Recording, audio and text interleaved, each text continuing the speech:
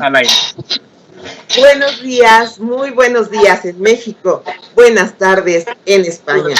A nombre del Instituto Electoral de la Ciudad de México, les doy la más cordial bienvenida al segundo día del Foro Internacional Virtual Retos de la Participación Ciudadana en esquemas innovadores y ante contextos extraordinarios. La Dirección Ejecutiva de Participación Ciudadana y Capacitación de este instituto ha organizado el Foro Internacional con el propósito de generar un espacio de reflexión y discusión acerca de los nuevos paradigmas de funcionamiento de la democracia participativa en tiempos como los que estamos viviendo. Soy Isela González y estoy feliz de darles la más cordial bienvenida a los trabajos de este segundo día del Foro Internacional. En la mesa de este día, perdónenme ustedes, voy a toser. En la mesa de este día, titulada Modalidades de la Participación, Diseños y Nuevas Formas de Participación Virtual, nos acompañará el consejero electoral presidente de la Comisión Permanente de Participación Ciudadana y Capacitación, el maestro Bernardo Valle Monroy. Las conferencias estarán a cargo de la maestra Alejandra Leonor Salado Íñiguez, académica e investigadora de la Universidad Autónoma de Baja California. Y también el maestro David Gómez Abad, coordinador nacional para la iniciativa Slow You de la Escuela de Humanidades y Educación del Tecnológico de Monterrey, quienes dispondrán de hasta 15 minutos para sus intervenciones y al final responderán preguntas del chat. Terminando el intercambio de preguntas y respuestas, se presentará la conferencia magistral a cargo del maestro Adrián Duarte Guiño, coordinador de la Secretaría Técnica del Observatorio Internacional de la Democracia Participativa, quien en esta ocasión se conecta con nosotros desde Barcelona, España. Cabe comentarles que este observatorio internacional se llevó a cabo el año pasado en la alcaldía Iztapalapa de nuestra ciudad, con la participación del Instituto Electoral de la Ciudad de México, y fue una muy grata experiencia. Muchas gracias por eso, doctor. Saludamos también con mucho afecto a autoridades, a representantes de la academia, a integrantes de las comisiones de participación comunitaria y a todas las personas que nos acompañan. Les agradecemos sinceramente que estén aquí. Ya estamos viendo los saludos que escriben en el chat y nos alegra muchísimo que se conecten desde tantos lugares distintos. Les recuerdo también que podrán anotar ahí mismo en el chat las preguntas que quieran hacerle a nuestras personas invitadas, para que al final de las intervenciones las respondan y platiquen con ustedes. Pues ya, sin mayor preámbulo, damos comienzo a nuestro segundo día del foro.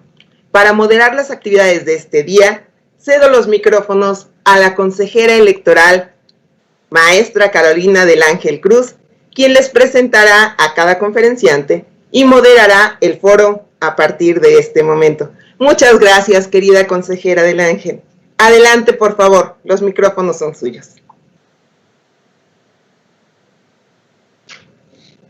Muchísimas gracias, querida Isela. Gracias a todas y a todas las personas que el día de hoy nos acompañan en estos trabajos, en este segundo día de este foro internacional, que bueno, siempre hemos estado el instituto muy atento a lo que acontece, a las nuevas cuestiones en materia de participación ciudadana, y pues ahora el mundo se encuentra ante una posición difícil, diferente, que no preveíamos, que no encontrábamos, y aquí estamos otra vez haciéndole frente y buscando mejores alternativas.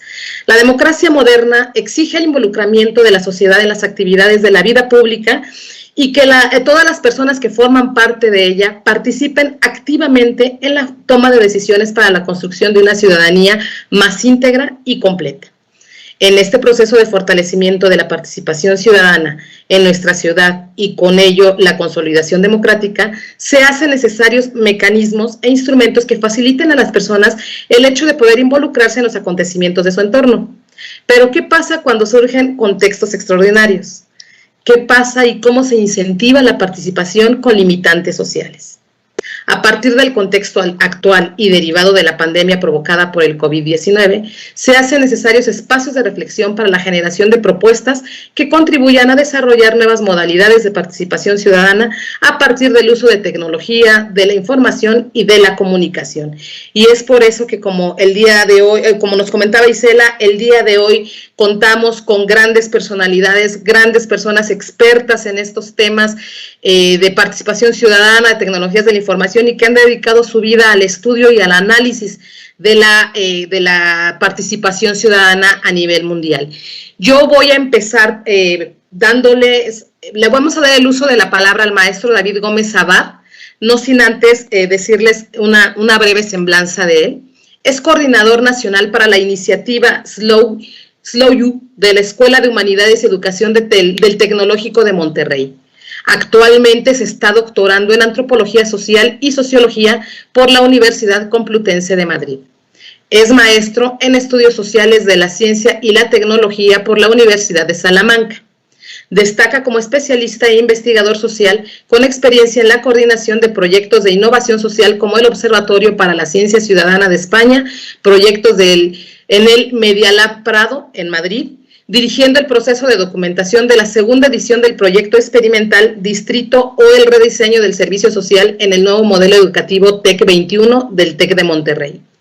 El maestro Gómez Abad es también colaborador en el diseño e implementación del proyecto de documentación docart.app. Además, es profesor de planta en el TEC de Monterrey y donde actualmente dirige el proyecto de transformación universitaria SLOW. En esta oportunidad, el maestro Gómez Abad nos presentará la ponencia titulada Participación Ciudadana en tiempos del COVID-19, los laboratorios ciudadanos distribuidos. Le doy el uso del micrófono al maestro Gómez Abad hasta por 15 minutos. Maestro, adelante, por favor. Bueno, buenos días, muchas gracias. Gracias por la invitación para que pudiéramos participar de este foro. Y bueno, ¿se me escucha bien? ¿Sí? Bueno, voy a compartir pantalla para presentarles lo que traigo. Vamos a ver.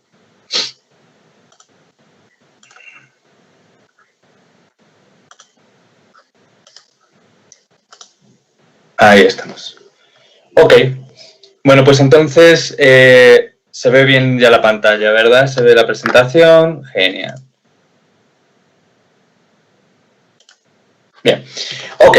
Bueno, pues básicamente lo que me gustaría presentarles es el ejercicio que hemos hecho y el trabajo que hemos hecho durante estos meses de pandemia que hemos participado yo a título personal como ciudadano, pero desde luego también desde la iniciativa Slow You del Tecnológico de Monterrey. Hemos querido participar y apoyar a esta iniciativa que es Frena la Curva. Frena la Curva es una iniciativa de carácter iberoamericano que nace en España a principios de la pandemia y que poco a poco se ha ido diseminando por el resto de países de Iberoamérica. Entonces, bueno, me gustaría presentarles brevemente qué es Frena la Curva, qué son los laboratorios ciudadanos distribuidos, que es en lo que yo he tenido mayor participación debido a mi experiencia de trabajo desde el Tecnológico de Monterrey. Luego, explicarles un poco cuál ha sido la estructura de estos labs distribuidos y la presentación de los resultados que nacen de estos laboratorios. Entonces, bueno, lo primero es ¿qué es Frena la Curva? Frena la Curva es una red ciudadana de solidaridad, de cuidados, información, innovación social y resiliencia cívica contra el COVID. La idea es que se empezó a detectar en España que la sociedad civil empezaba a realizar distintos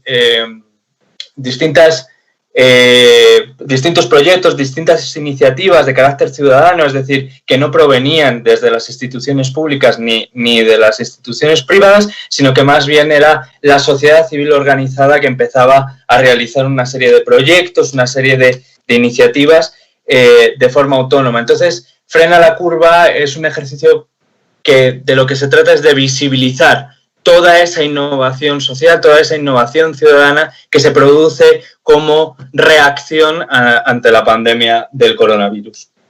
Entonces, bueno, como decía al principio, nace en España, pero inmediatamente a las pocas semanas de consolidarse en España a través de una plataforma digital, se va diseminando por distintos países de Iberoamérica, entre ellos México, del nodo del cual yo soy coordinador junto con otros compañeros y compañeras, y entonces digamos que replicamos esta fórmula de Frena la Curva España en México, y lo que tratamos es de dar visibilidad a todas esas iniciativas de innovación social que están apareciendo, ¿no?, de forma emergente en México, en los diferentes estados de México. Entonces, bueno, la idea un poco, la estrategia de Frena la Curva es la de informar, la de dar información, y ahí nos aliamos con distintos grupos, como por ejemplo con Animal Político, para dar toda la información verificada sobre el tema de la pandemia, sobre todo esto al principio de la pandemia, con la idea de hacer que la gente esté informada sobre qué es lo que está ocurriendo. Por otro lado, tenemos toda la parte que tiene que ver con cuidarte, ¿no?, y cuidar de los demás, es decir, todas estas prácticas que hemos visto súper necesarias de autocuidado que se convierten en el cuidado de uno mismo, pero también en el cuidado de los otros, ¿no?, de la comunidad. Y luego, por otro lado, toda la parte que tiene que ver con participación ciudadana. Para esto lo que hacemos es generar 3 herramientas digitales. Una es el foro, a través del cual los ciudadanos pueden visibilizar estas iniciativas que están lanzando y pueden entrar en contacto con otras personas que quieran contribuir y que quieran ayudarles. Por otro lado está el mapa de iniciativas ciudadanas, que es un mapa enorme en el que la gente puede automapearse para ser geolocalizada, ¿no?, y que tengamos una imagen clara de en qué parte del país se encuentra cada una de las iniciativas. Y por otro lado está la parte de labs distribuidos, que es en la que yo voy a hacer más hincapié en esta presentación, porque es de la que me he encargado junto con un equipo de personas en coordinar. Entonces, bueno, estos labs distribuidos vienen de un modelo de trabajos que traemos desde hace ya tiempo. Es un modelo de participación ciudadana que normalmente hemos trabajado siempre desde lo presencial, ¿no? Este modelo se basa principalmente, o los principios que lo fundamentan son lo abierto, el generar espacios inclusivos, indisciplinares, es decir, que puedan encontrarse en ellos sujetos, personas que vienen del mundo disciplinar, que tienen un conocimiento o una expertise basada en lo disciplinar, y aquellas personas que tienen un conocimiento o una experiencia, un conocimiento basado en su experiencia, ¿no? Es decir, que no son expertos, sino que son más bien expertos en experiencia, así es como nos gusta llamarlos. Luego, es un espacio, por supuesto, colaborativo, que lo que trata es de ser replicable y de replicar todo aquello que en él sucede. Trabajamos con la idea de bajo coste y con la idea de el trabajo con los otros. Entonces, esto es importante tenerlo claro. Un laboratorio ciudadano, tal cual es el modelo tradicional, el presencial, no es más que un lugar en el que ciudadanos y ciudadanas se encuentran para trabajar en proyectos de forma colaborativa.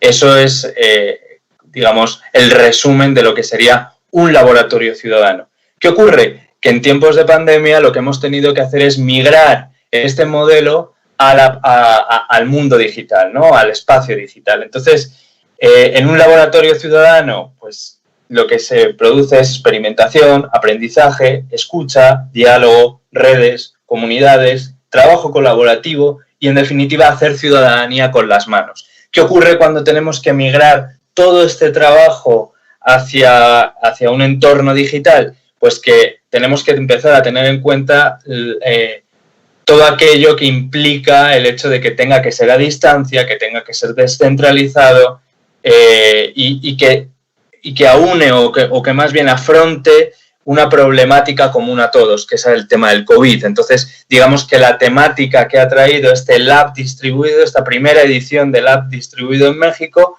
ha tenido que ver con el COVID. Es decir, todos los proyectos que los participantes han prototipado en el laboratorio tenían que ver con el tema del COVID y la forma en la que podíamos aplanar la curva o ayudar a aplanar la curva ante esta situación de pandemia.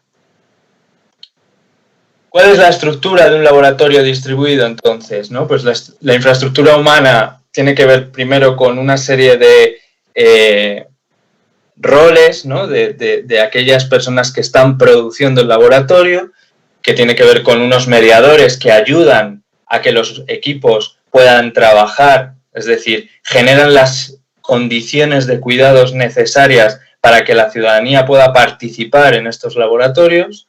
Por otro lado, tenemos a los promotores, que son aquellos ciudadanos que presentan un proyecto al laboratorio ciudadano. El laboratorio ciudadano tiene normalmente dos convocatorias. Una convocatoria de proyectos, en el que se invita a la ciudadanía a presentar proyectos, y luego una segunda convocatoria que es de colaboradores, que lo que se invita es a la ciudadanía a participar de los proyectos que han sido seleccionados en la primera convocatoria.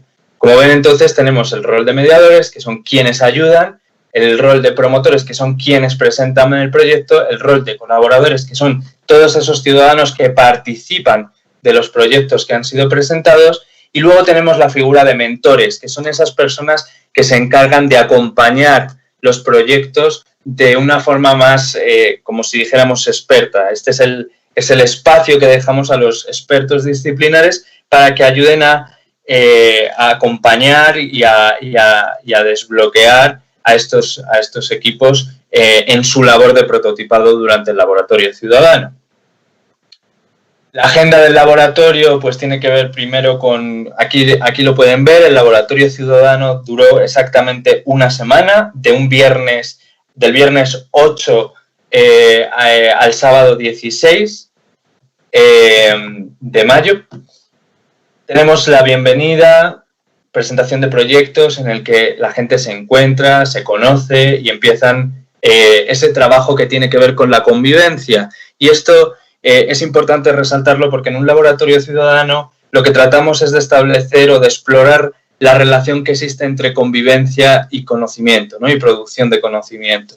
En este caso, como la convivencia ha tenido que ser virtual, pues lo que hemos tratado de hacer es que todo este inicio, prototipado, cierre, todo este desarrollo de estos proyectos a través de la metodología, como ven aquí, empezamos el primer día con la bienvenida, luego hemos tenido una semana de desarrollo de prototipos, de validación de esos prototipos para que no quedara solo en un ejercicio de ideación, sino que más bien tratáramos de llevar esos prototipos a una situación real que nos permitiera validarlos con una comunidad y de esa forma ver si funcionaban para lo que estábamos esperando, y luego el cierre del laboratorio. Entonces, como les decíamos, para procurar que este laboratorio ciudadano tuviera un espacio de convivencia, lo que hicimos fue lo que llamamos la estación de trabajo común. La estación de trabajo común es la infraestructura digital que hemos fabricado para que los participantes, los ciudadanos y las ciudadanas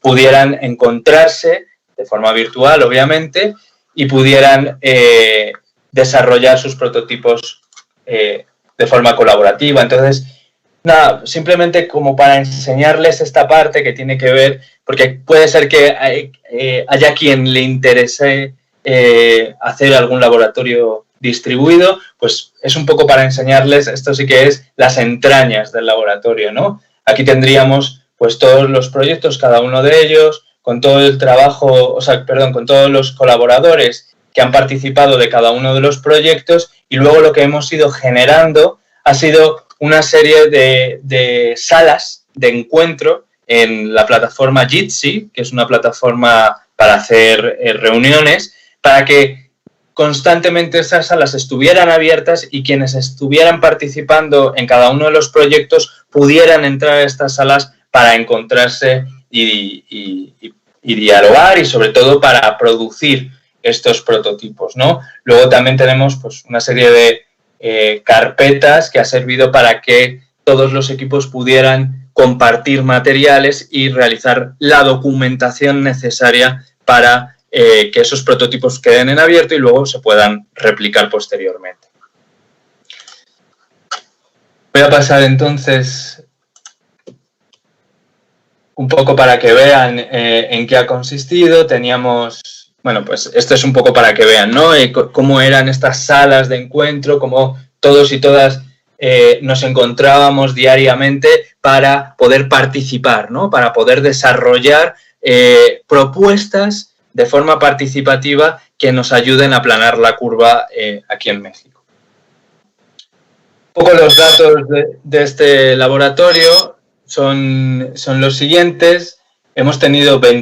Recibimos, hay que tener en cuenta que cada convocatoria la tuvimos abierta una semana, entonces realmente ha sido muy interesante la difusión que hemos tenido porque en una sola semana recibimos 21 proyectos, de los cuales hemos seleccionado 10, que han sido los que se han prototipado en el laboratorio.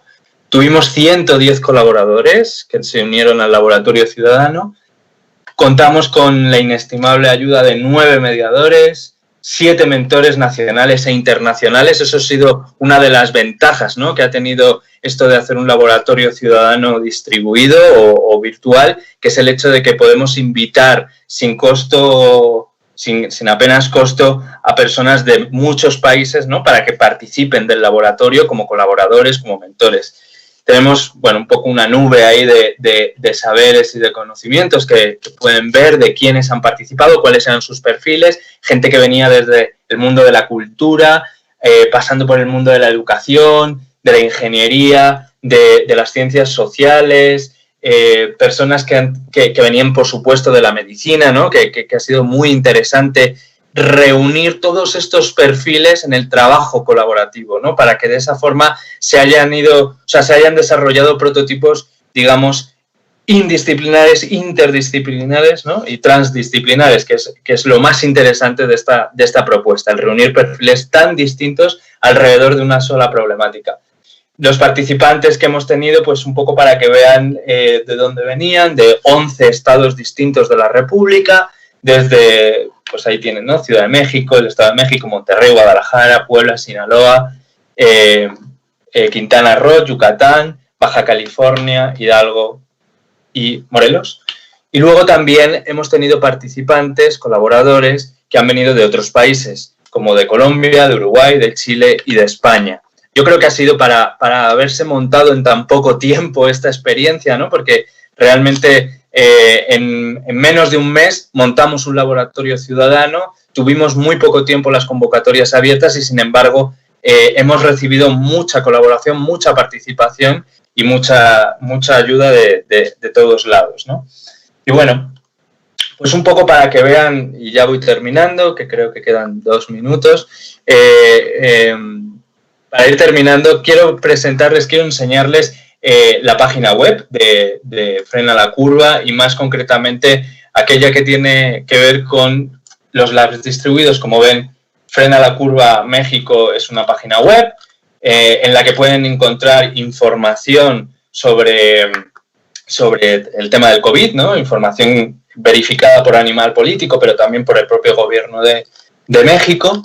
Y en él, como les comentaba, tienen las 3 herramientas que hemos utilizado para generar esta participación ciudadana. Tienen desde el foro, en el que pueden encontrar asuntos y proyectos que vienen de la propia ciudadanía y que la propia ciudadanía ha visibilizado en un entorno de discusión en el que podemos entablar discusiones sobre estos proyectos.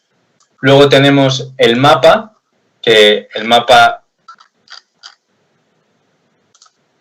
como ven aquí, nos permite geolocalizar proyectos que tienen que ver con negocios, organizaciones, gente que tiene una problemática concreta, gente que quiere apoyar de alguna forma, centros de salud. Bueno, obviamente es una herramienta que está en proceso de construcción todavía y se puede seguir llenando. Y luego, no me quiero detener más en esto para irme a la parte de los laboratorios ciudadanos, ¿no? De los laboratorios distribuidos, en el que pueden encontrar ustedes aquí todos los proyectos que se han prototipado en esta primera edición, que en total han sido 9 proyectos los que se han prototipado y tienen que ver con asuntos desde salud, ¿no? Por ejemplo, el de comunicando a un paciente COVID es un proyecto que a mí me es muy interesante, porque cuando un ciudadano contrae el virus y entra en un hospital, automáticamente se le deja incomunicado, porque cualquier dispositivo que pueda llevar, como por ejemplo un celular, se convierte en un foco, ¿no? De contagio. Entonces, automáticamente tú entras y si estás 15 días en cuarentena dentro del hospital, estás 15 días incomunicado, no puedes hablar con tu familia. Entonces, este proyecto precisamente lo que trataba era de abordar este asunto y de cómo podía generarse una cadena logística que permitiese entrar en los hospitales COVID dispositivos para que estén al alcance de los enfermos y que puedan comunicarse, ¿no? Y que puedan mantener, bueno, pues una salud también psicológica dentro del hospital. Bueno, no me quiero liar más, aquí tienen todos los proyectos, tienen también proyectos que tienen que ver con la producción de economía local solidaria, que ha sido algo muy importante también, ¿no? El establecer redes de economía local para que los pequeños negocios no sufrieran tanto el embate de la pandemia, cómo repensar el servicio social después del COVID, o sea, cómo va a ser el servicio social universitario después del COVID, cómo vamos a poder atender todas estas problemáticas que resultan, ¿no? de la pandemia, temas que tienen que ver con salvar algunos sectores culturales como el mariachi, tan importante en México, cuestiones de salud mental. Bueno, aquí tienen todos los proyectos documentados en abierto para que ustedes puedan entrar, verlos y desde luego participar si quieren hacerlo. Muchas gracias y perdón por el tiempito que me he llevado de más. Gracias. Al contrario, doctor, muchísimas gracias, doctor Gómez Abad. Súper interesante todo lo que nos comenta.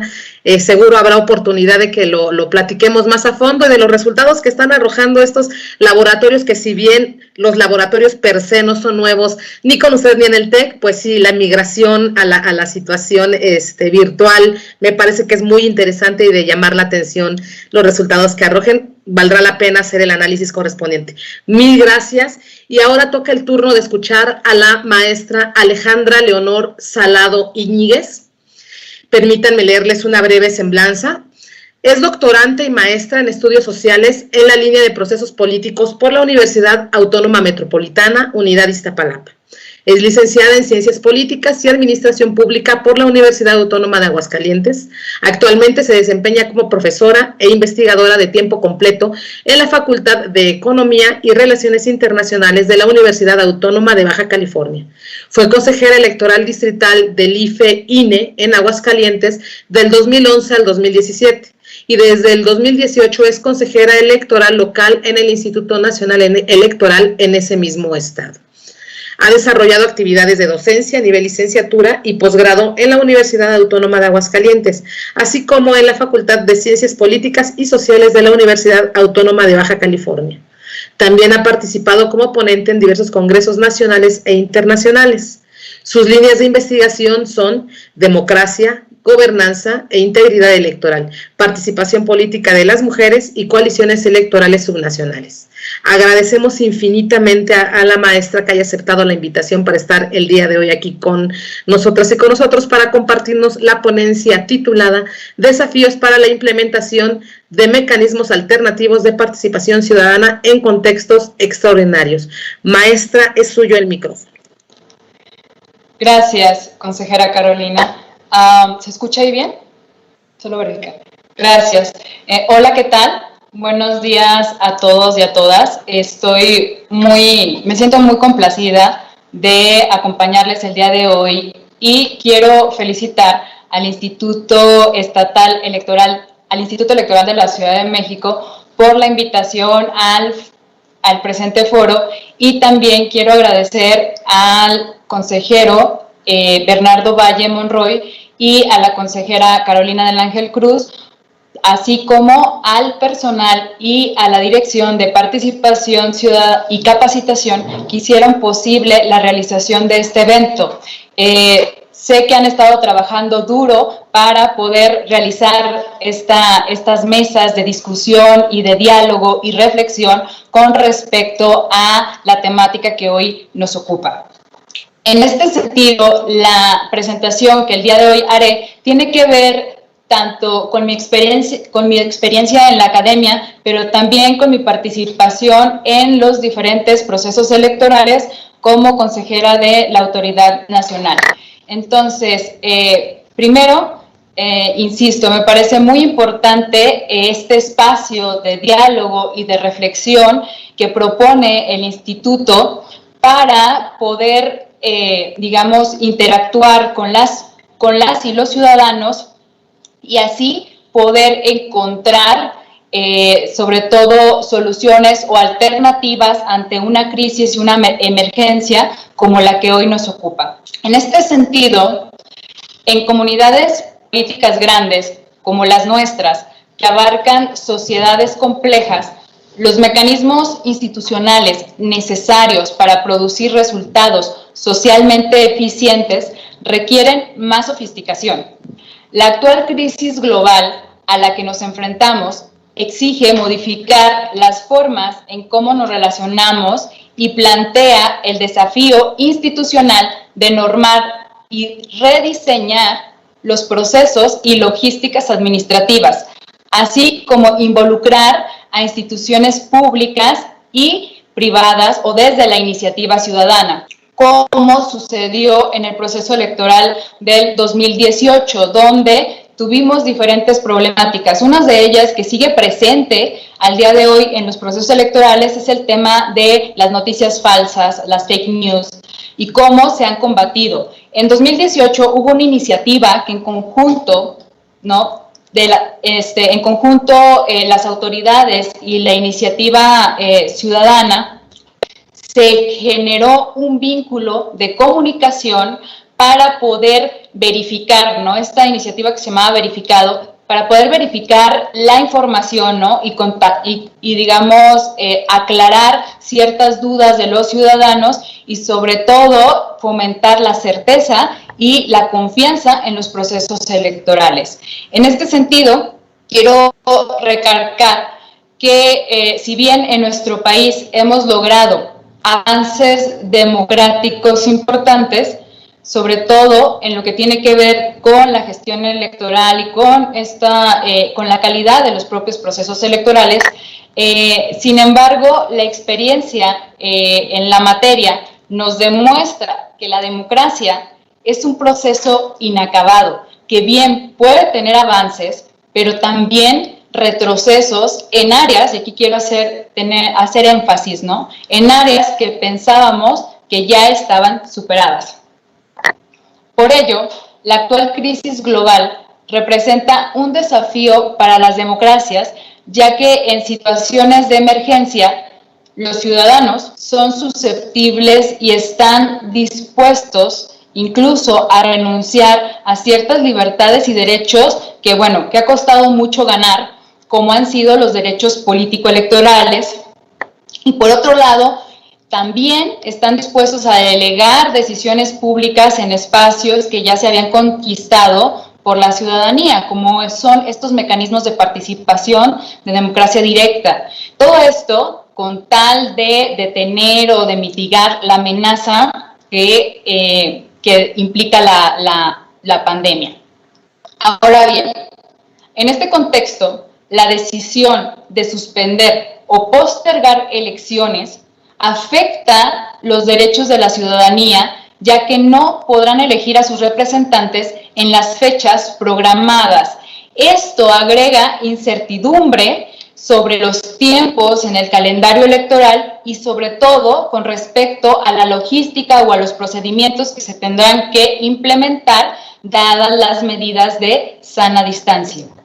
En este sentido, y en un contexto global, podemos observar, de acuerdo a datos que nos arroja IDEA Internacional, que en fechas desde el 21 de febrero al 28 de junio, al menos 67 países y territorios en todo el mundo decidieron posponer las elecciones nacionales y subnacionales, así como los mecanismos de democracia directa como referéndums y consultas ciudadanas. Ello debido a esta situación de emergencia. Sin embargo, han sido otros 39 países y territorios que sí han decidido celebrar elecciones, ¿no?, ya sean nacionales o a nivel subnacional, de acuerdo a lo que se tenía planeado o programado, ello implementando medidas de distancia y nuevas formas de participación. En este sentido, en América Latina, prácticamente si observamos el mapa de América Latina, vemos que la mayor parte, ¿no?, en general del continente americano, han pospuesto este tipo de procesos electorales. Y en este sentido, países como Argentina, Brasil, Chile, Colombia, o territorios, ¿no?, como Puerto Rico, Paraguay, Perú y Uruguay, y por supuesto en el caso de las elecciones de Coahuila e Hidalgo, en el caso mexicano, se han pospuesto elecciones a nivel subnacional o de estos mecanismos de participación de democracia directa, de consultas, plebiscitos, que ya se tenían, digamos, previstos.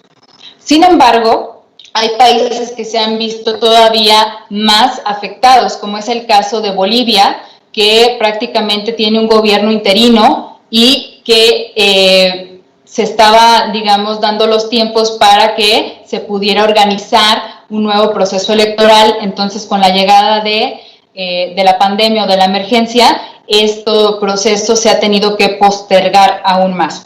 De la misma forma, el caso muy particular de República Dominicana, donde si bien se pospusieron estos comicios, tiene un elemento muy importante, que es que estas elecciones ya se habían suspendido en febrero debido a lo que se consideraban fallos en el voto electrónico. Sin embargo, si nosotros analizamos muy bien el caso que se ha estado utilizando para poder, digamos, señalar o justificar que este tipo de mecanismos pueden ser riesgosos en la aplicación, ¿no?, de esta emergencia, si nosotros checamos y observamos cuáles fueron las dificultades que tuvieron en este caso en específico, tuvieron que ver más que con cuestiones tecnológicas, con cuestiones de logística, con cuestiones de capacitación, que son uno de los temas recurrentes en la organización de de las jornadas electorales. Entonces, ahí sí tenemos que tomar en cuenta y sobre todo poder, hacer la diferencia entre cuestiones o fallas tecnológicas o bien de la cuestión logística y de capacitación. Por otro lado, en esta parte, ¿no?, de la presentación, quiero ahondar sobre cómo los recursos digitales pueden disminuir los impactos y evitar la parálisis total de los procesos electorales y de las instituciones encargadas de los mismos. Es decir, ¿cómo se va a garantizar e incentivar la participación de las y los ciudadanos en elecciones de calidad en contextos extraordinarios? Para ello, primero me gustaría precisar que la participación ciudadana va más allá de la acción de emitir un voto para elegir representantes. La participación ciudadana no se agota en las urnas. Aunque esta sea indispensable para la democracia, no es suficiente. En palabras, y aquí cito, en palabras de Mauricio Merino, señala que la participación es una acción colectiva, es decir, participamos para corregir los defectos que tiene por su naturaleza la representación política y que supone la propia democracia, pero también para influir en las decisiones de quienes nos representan y para asegurar que esas decisiones realmente obedezcan a las demandas, las carencias y las expectativas de distintos grupos que integran una nación o una comunidad. Es decir, son recursos prácticamente de fiscalización para nuestros representantes. En este sentido, la representación es un término insuficiente para darle vida a la democracia. Por lo tanto, esta solamente tiene sentido sí o sí va acompañada de la participación ciudadana. De ahí la importancia que tiene la misma.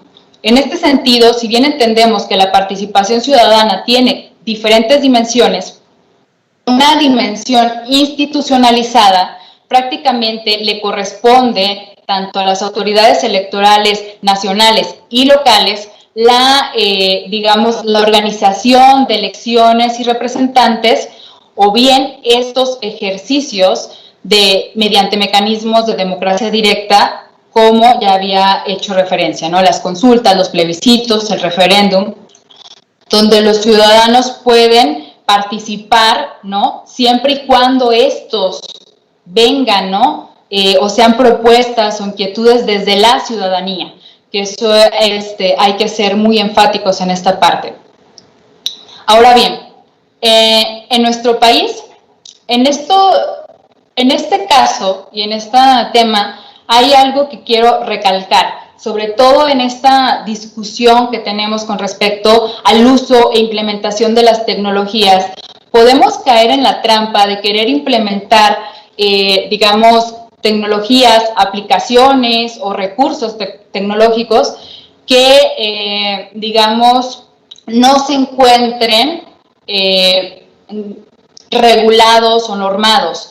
En ese sentido, tenemos que tener mucho cuidado, y aquí sí quiero señalar que el uso de las tecnologías no sustituye las reglas electorales. En la semana, justamente en toda esta cantidad de foros que hemos tenido de discusión, observaba o me tocó escuchar al doctor Álvaro López Lara de UAM Xochimilco, cuando hablaban sobre esta necesidad de en el legislativo también transitar hacia congresos pues digitales. Y ellos señalaban, sí,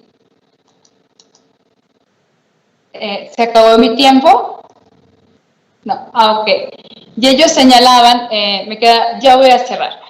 Y ellos señalaban que en este sentido es muy importante que las tecnologías no pueden sustituir a las reglas. ¿Por qué? Porque como decimos en temas en materia electoral, las reglas importan mucho, sobre todo porque tenemos que tomar en cuenta que la modificación de las mismas, de estas reglas formales, va a tener indiscutiblemente efectos en el comportamiento político, de los líderes, de los partidos políticos como grupos y también de los ciudadanos. Entonces, la implementación de estas nuevas medidas va a cambiar la forma de participación y probablemente, ¿no?, el comportamiento. Entonces, considero que los organismos deben tener claro, de acuerdo a sus marcos normativos, para qué decisiones sí están facultados y, en su caso, tomar esas decisiones para avanzar y transitar hacia elecciones digitales, tomando en cuenta, claro, los riesgos que ello implica y siendo responsables al respecto.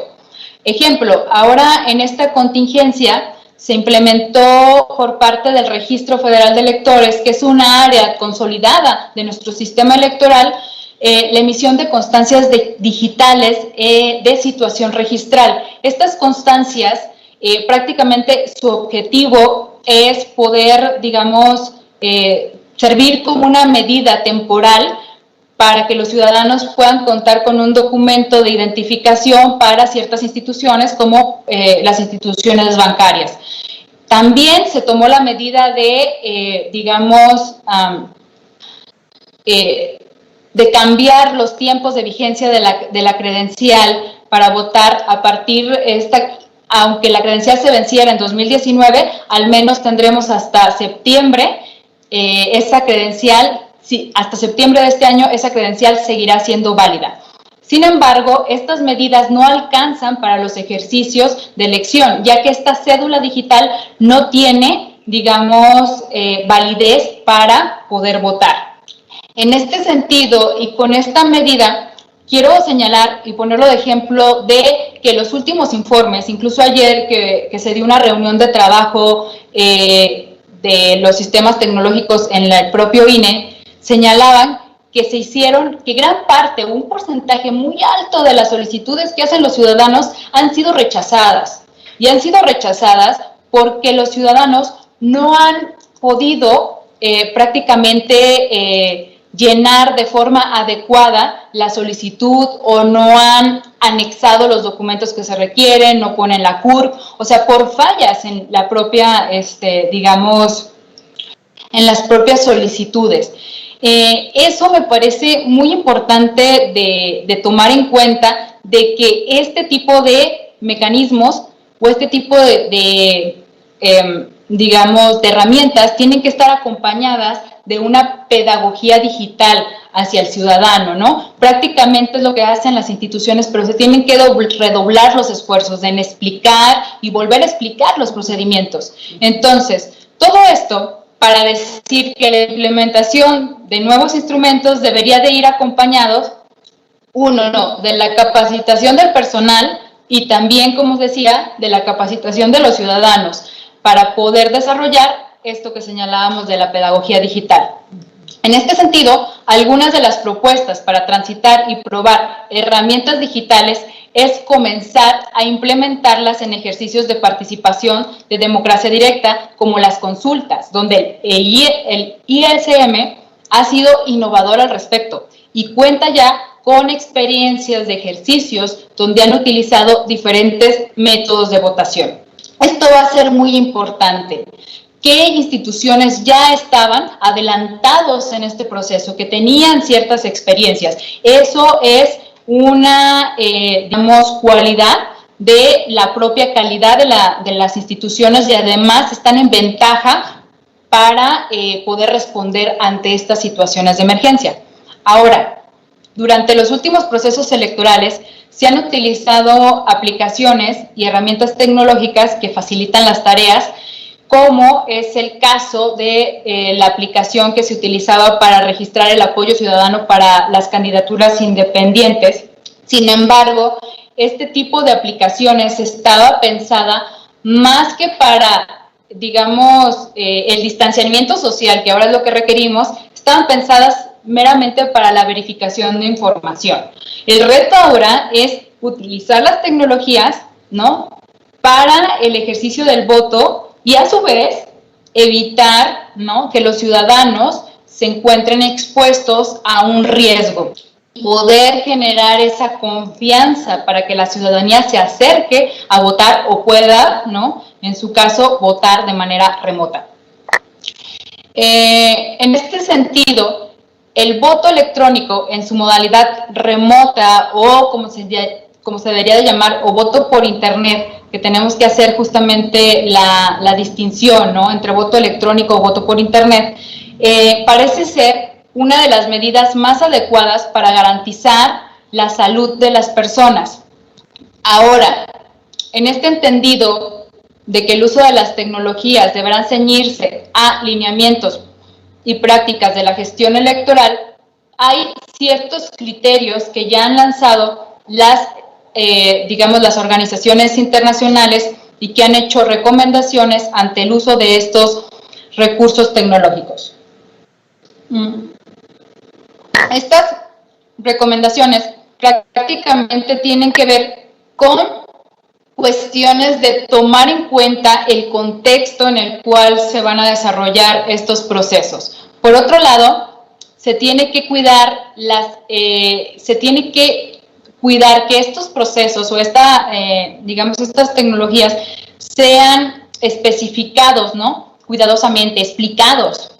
Por otro lado, que se tengan controles de calidad y de costo, así como que sean examinados a fondo bajo condiciones operativas, incluyendo, siempre que sea posible, un periodo de funcionamiento paralelo antes de instrumentarse, que es prácticamente lo que han estado haciendo las instituciones electorales, ¿no? Aplicar esta cuestión de hacer simulacros constantemente, una y otra vez, probar los sistemas, probar, ¿no? Prácticamente estas planeaciones, esta logística, ¿para qué? Para tratar de minimizar los fallos, ¿no? Que siempre estamos susceptibles a tener, pero tratar de minimizarlos. Y para ello creo que la prueba una y otra vez es una de las medidas que nos podrían ayudar a minimizar este tipo de errores. Ahora, también, e insisto, la capacitación de los operadores. Esa es otra cuestión, la capacitación del personal de las instituciones, de quienes van a operar estas tecnologías, así como de los ciudadanos, ¿no? Ya que nuestro modelo electoral prácticamente es un modelo de ciudadano, donde los ciudadanos observamos y damos seguimiento de las elecciones, pero también participamos de ella. Son los ciudadanos los que cuentan los votos. Y ese es algo muy importante, ya que en los últimos procesos lo que habíamos venido observando es un problema para poder, convencer a los ciudadanos de que participaran como funcionarios de casilla. Entonces, este es uno de los retos que ahora nos vamos a enfrentar ante esta crisis. ¿Cómo es que pretendemos que los ciudadanos colaboren y participen en este modelo ciudadano? Es importante repensarlo y es urgente. Si ya antes, ¿no?, ya teníamos estas dificultades y ya justamente en la área de capacitación se veía o se habían, expuesto estas problemáticas, considero que esta es una oportunidad para poder incluso rediseñar, ¿no?, esta cuestión, ya que las fallas, ¿no?, en la capacitación, de que los ciudadanos no lleguen el día de la elección y de que tengas que tomar a alguien de la fila, puede mermar en la calidad del llenado de actas, en su caso, si se hace de forma presencial, o podría, pues obviamente, mermar la calidad de la participación de estos funcionarios. Ahora bien, en este sentido, y un poquito ya para cerrar, nada más quería señalar que los ciudadanos, ¿no?, o donde se han implementado donde han seguido con estos procesos electorales, se han implementado medidas de distanciamiento social, pero los lugares donde prácticamente tienen ya este modelo de voto anticipado, ¿no?, como es el caso estadounidense en algunas regiones, es muy importante que pensar, ¿no?, que ellos tienen ventaja para poder funcionar en estas lógicas. Ahora, cerrando, algunas de las áreas de oportunidad que observo ante esta emergencia, porque no todo son estas dificultades, es que esta situación nos permite fomentar nuevos vínculos entre las instituciones y los ciudadanos. Nos permite generar plataformas, ¿no?, prácticamente como las que exponía David anteriormente. Nos permite conectar instituciones, organizarnos mediante nuevas redes sociales o nuevas plataformas, que es muy importante que las instituciones generen sus propios productos. Ahora, esta es la oportunidad de generar entonces comunidades según el tipo de red social, ¿no?, según los grupos focales de la ciudadanía a los cuales va a estar dirigido. Y también otra de las ventajas es que los ciudadanos están más atentos a las redes sociales, los ciudadanos están más atentos, ya que incluso algunas instituciones que no solían transmitir, ¿no?, sus sesiones de comisiones, en el caso de las instituciones electorales, ahora han tenido que tomar estas medidas. Y bueno, los ciudadanos pasan más tiempo en redes o hay mayor oportunidad de que puedan fiscalizar y de que puedan dar seguimiento a los trabajos que hacen las autoridades. Por otro lado, estos mecanismos, y creo que es lo más importante, nos permiten evitar, ¿no?, o el parálisis de los procesos electorales, ¿no?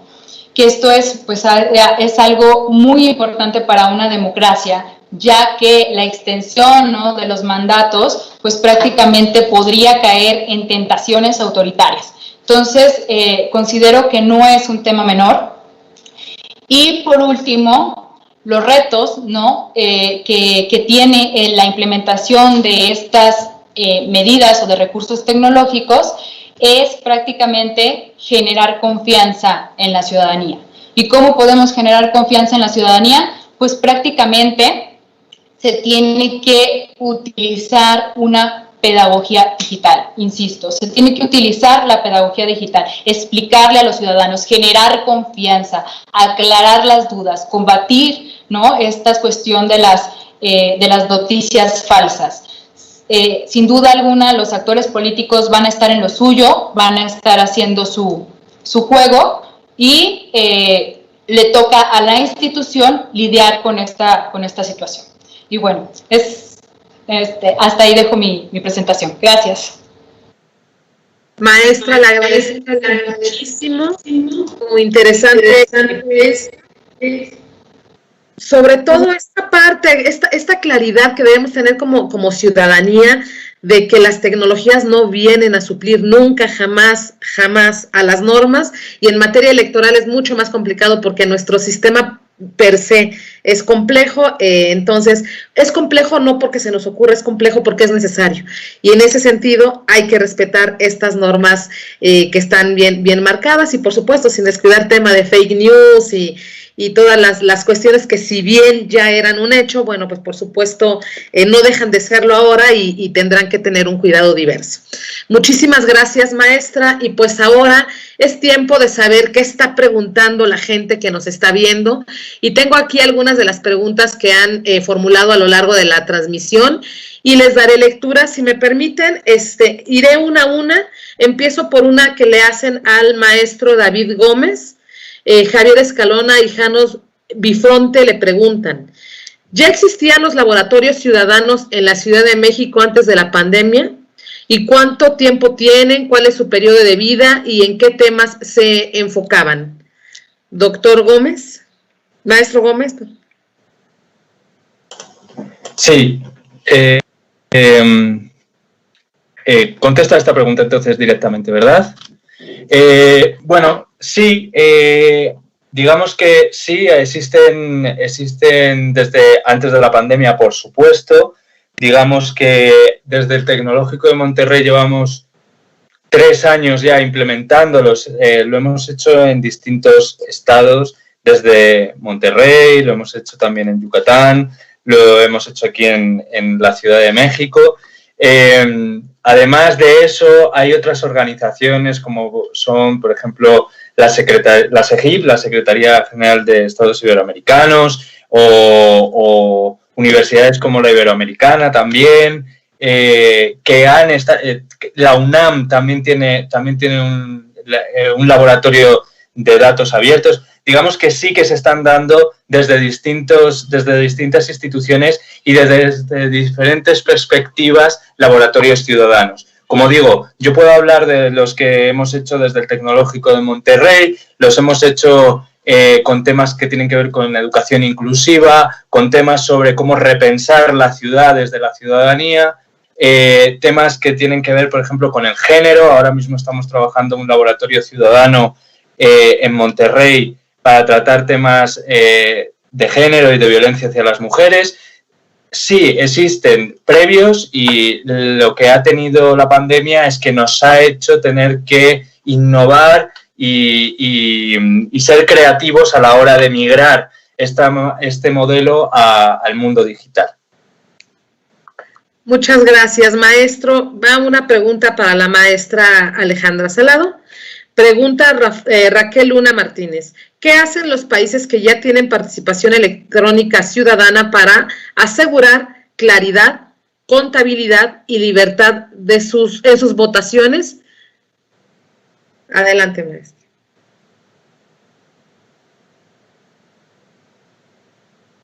¿Se escucha?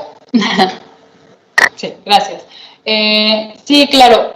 Como comentaba en la propia presentación, considero que tendríamos que irnos a cada país o a cada caso en específico para ver justamente cómo es que están implementando estas medidas. Sin embargo, considero que donde más se han implementado este tipo de recursos, ¿no? Que sería en el caso suizo, o prácticamente lo que se ha tenido éxito es esa cuestión de confianza que tienen los ciudadanos en los procesos electorales y ese vínculo, ¿no? Prácticamente que se genera entre las propias instituciones y la ciudadanía.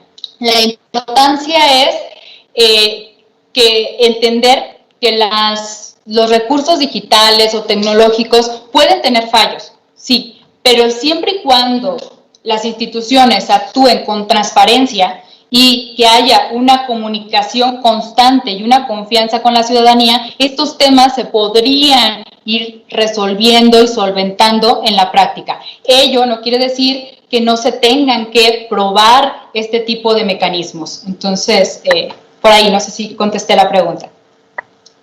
Muchas gracias, maestra. Va otra para el maestro Gómez. Nos pregunta Ebey Velasco. El ponente habla sobre los laboratorios ciudadanos. Ahora se habla de colaboratorios. ¿Cuál sería su principal aporte a la democracia participativa? Sí, perdón que antes tenía la cámara apagada, disculpa. Bueno, se podría establecer una diferencia entre un laboratorio ciudadano y un colaboratorio. Digamos que no es exactamente lo mismo. Vienen de mundos distintos, pero bueno, ese no es el asunto. Yo creo que, respondiendo a la pregunta, lo más importante de un laboratorio ciudadano es que precisamente, y lo ha comentado también la compañera Alejandra, ¿no? La participación ciudadana no puede solamente circunscribirse al asunto de ir a votar, ¿no? O sea, ir a votar es importante, por supuesto que lo es. La democracia representativa pues es la que tenemos y mejores o peores dependiendo de cada país, pero es la que tenemos, pero también debemos transitar hacia un tipo de democracia que tenga que ver con la participación directa y activa, ¿no? Y yo creo que herramientas como un laboratorio ciudadano son modelos de participación que lo que nos permiten precisamente es, para empezar, que esa participación sea activa y sea... O sea, que transformemos la democracia hacia una participación fuerte, radical en ese sentido, pero luego, por supuesto, también el hecho de que no se quede solamente en una cuestión de deliberación, ¿no? de diálogo, sino que hagamos con las manos, es decir, que hagamos propuestas, que presentemos propuestas y que nos demos ese espacio de experimentación para que la ciudadanía también pueda poner sobre la mesa qué es lo que quiere, ¿no? Y cómo quiere pensar y afrontar los retos que tiene nuestra sociedad. Por supuesto que hay muchísimas áreas de oportunidad para el modelo, es decir, tenemos que seguir trabajando en hacerlo cada vez más accesible y llegar a aquellas personas que por una cuestión de barreras culturales, barreras tecnológicas, barreras lingüísticas, lo que sea, está costando todavía, pero creo que ese trabajo que hacemos de mediación y de cuidados para generar ese entorno hospitalario en el que podamos encontrarnos todos y todas, creo que cada vez avanzamos hacia un mejor momento. Muchas gracias, maestro. Una pregunta más para la maestra Salado.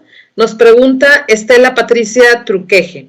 ¿Cómo motivar la participación ciudadana, ya que hay mucha apatía en los ciudadanos?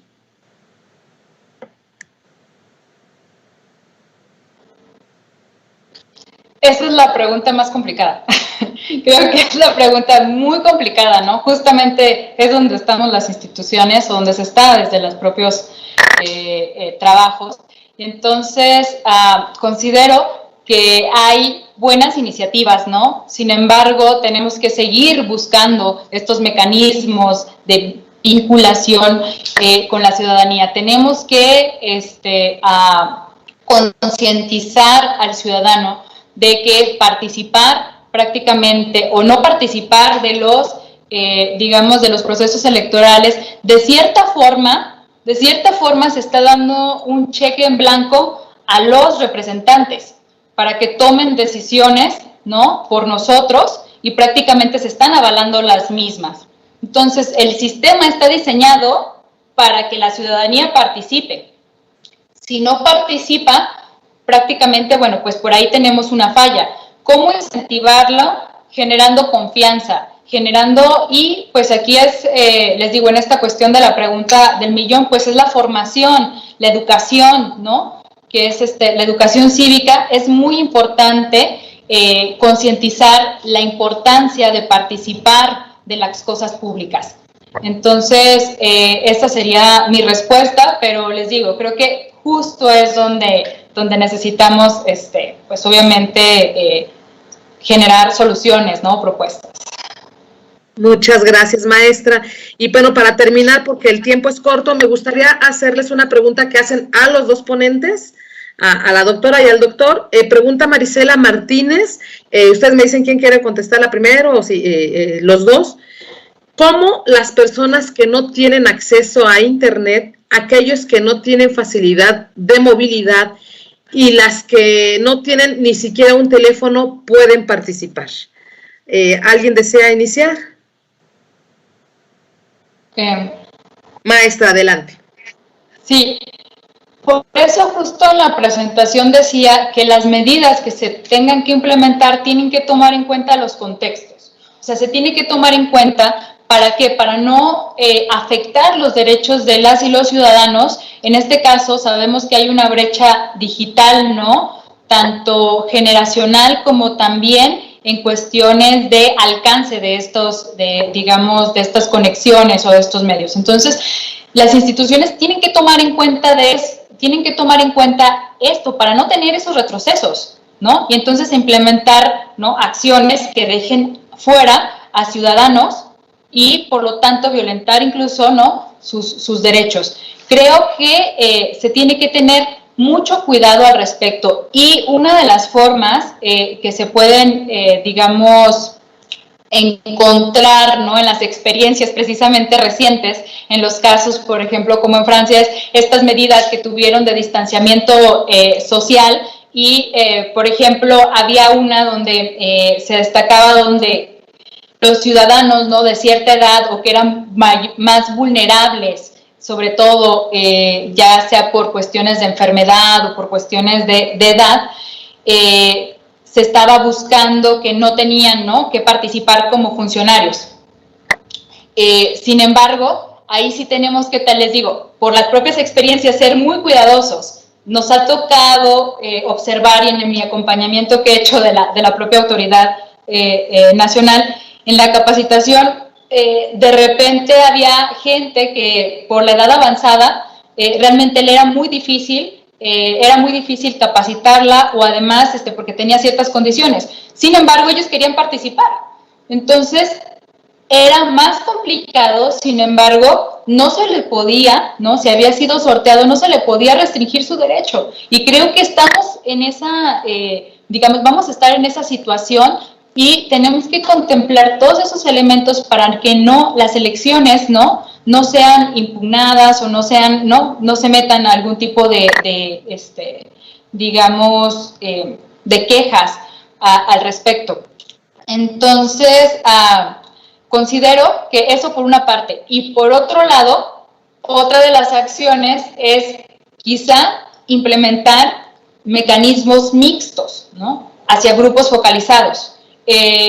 Recuerdo el propio Registro Federal de Electores, cuando un ciudadano tenía discapacidad o no podía moverse de su domicilio, iba el módulo prácticamente a su casa. Entonces, ahora ya no se puede hacer eso, pero se tiene que buscar una forma de garantizarle, ¿no?, ese derecho. Entonces, sí vamos a tener que trabajar con grupos focalizados, los jóvenes, las personas que tienen alguna condición, de tal manera que se deban de garantizar los derechos de todas y todos.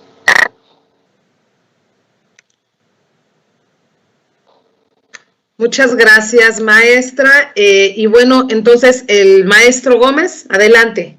Sí, bueno, poco que añadir a la explicación que ya da Alejandra. Estoy completamente de acuerdo, sobre todo en la idea de atender, o mejor dicho, entender la participación no como algo homogéneo para todos igual, sino como un ejercicio que hay que hacer de contextualización, ¿no? y de trabajo con cada uno de los colectivos y ajustarse a las necesidades que tenga cada uno, ¿no? Y a la forma en la que tenga de interactuar con estas propuestas. En el caso de un laboratorio ciudadano, nosotros lo tenemos muy claro.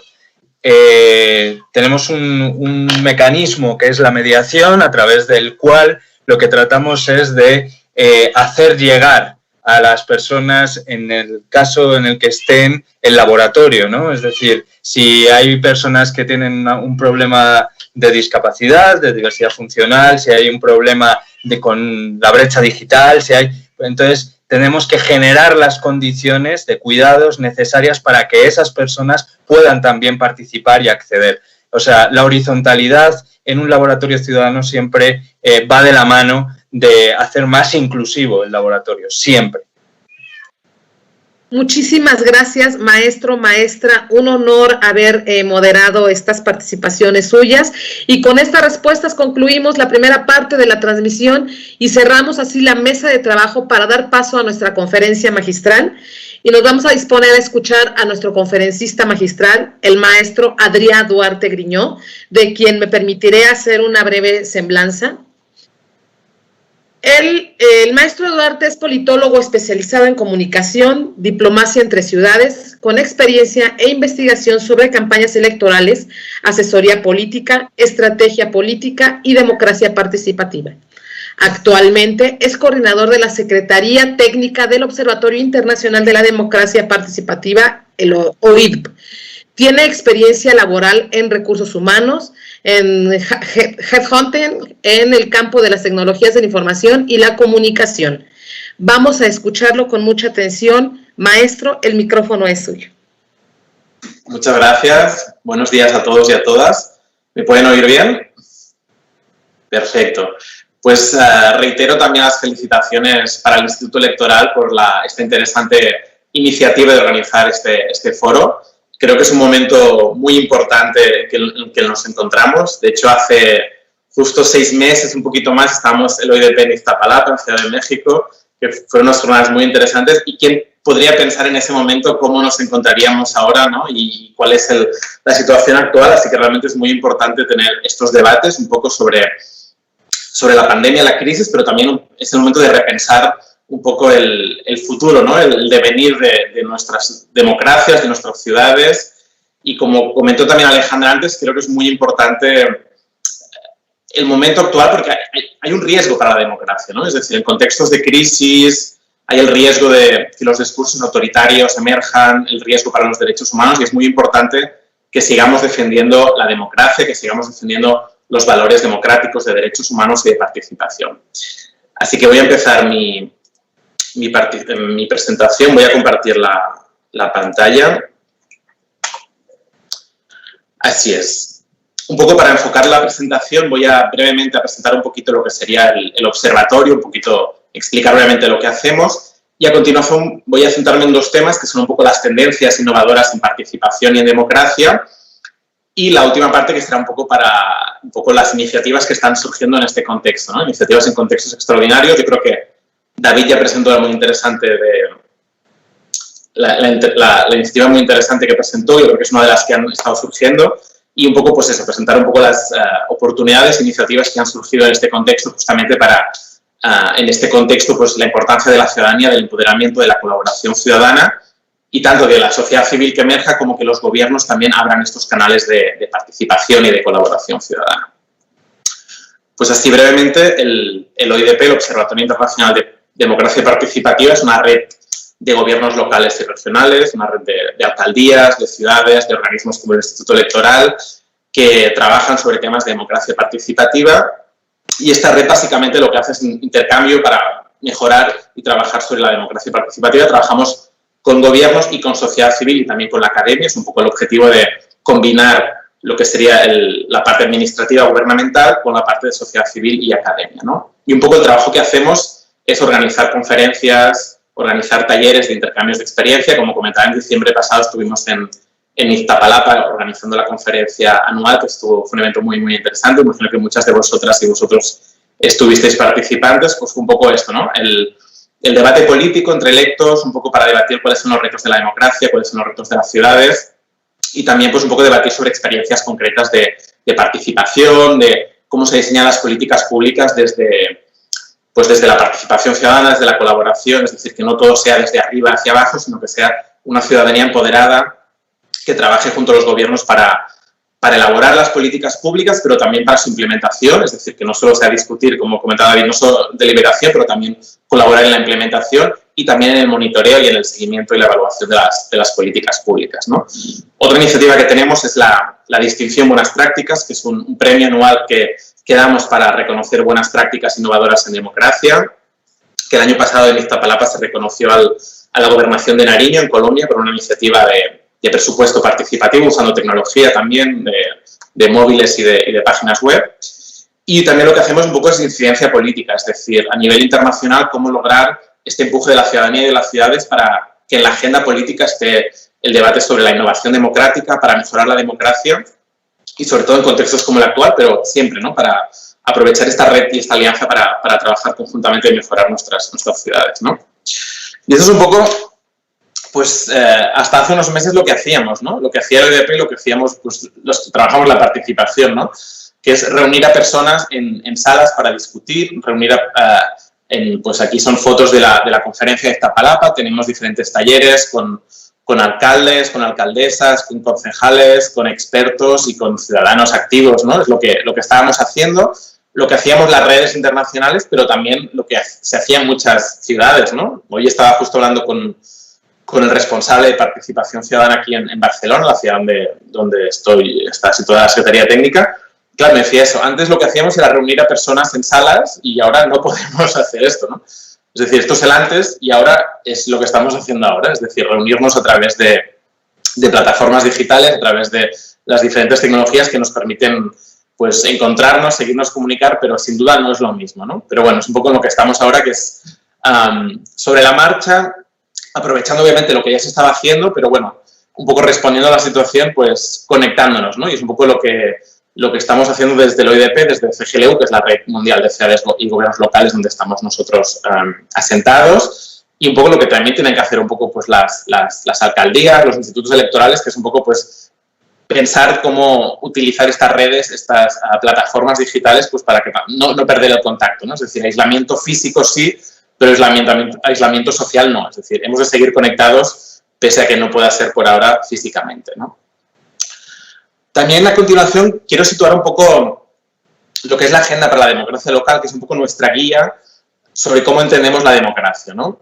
Creo que tanto Alejandra como David ya han ido dando algunas de las pistas que voy a repetir, pero bueno, es un poco para volver a resituar un poco lo que entendemos por democracia, por participación, ¿no? Son estos 7 puntos que para nosotros son los ejes básicos en el que debe fundarse, en el que debe trabajarse la participación, ¿no? En primer lugar, la idea de democracia como ecosistema. Es decir, no se trata de hacer cosas aisladas, ¿no? Es decir, una votación aislada, una consulta aislada, un proceso en un barrio aislado. No tiene sentido. Lo que tiene sentido es pensar en ecosistemas, es decir, en sistemas conjuntos, ¿no? Yo creo que en el caso de Ciudad de México la Constitución es un buen paso, ¿no? Es decir, tener normas y sistemas un poco que recojan todos estos mecanismos de participación, ¿no? Es decir, desde la elección de los representantes, como os he dicho, obviamente es fundamental la elección clásica de elegir a nuestros alcaldes, nuestros concejales, nuestros representantes. Es fundamental esto, que esté bien regulado, que se incluya, pues, todos los canales para facilitar estos procesos, ¿no? Pero además de la votación clásica representativa, pues tenemos la democracia directa, todas las consultas, los diferentes procesos de participación, las diferentes redes y canales de participación. Todo esto, es decir, es lo importante de que esté regulado conjuntamente, que la ciudadanía pueda encontrar toda la información en la misma página web, ¿no? Por ejemplo, creo que es muy interesante el trabajo de los institutos electorales en México, ¿no? Es decir, que una institución se encargue de regular todo esto, que la gente conozca, la ciudadanía conozca cuáles son sus derechos, cuáles son sus posibilidades de participación, clarificar todo, que esté claro, ¿no? No improvisar. Es la idea esta de ecosistema, de trabajar en conjunto, de aprovechar, ¿no? Si hay un consejo ciudadano que trabaja, pues utilizar estos mecanismos, estas realidades que ya existen para ligarlo junto a otros procesos de participación, ¿no?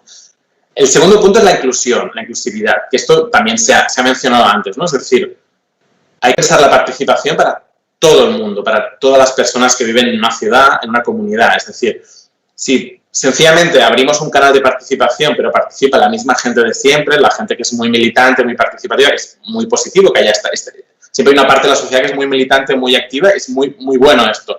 Pero hay que evitar que solo participen estas personas, porque si solo participan los mismos, no logramos representación, ¿no? Tenemos, como os he dicho antes, adultos mayores que no tienen acceso a internet, a teléfono, que tienen dificultades de movilidad, todas las personas con dificultades de accesibilidad, gente joven que igual no se interesa tanto por la política, la cuestión de género, es decir, es muy importante siempre, siempre pensar en la inclusión, en los criterios de inclusividad.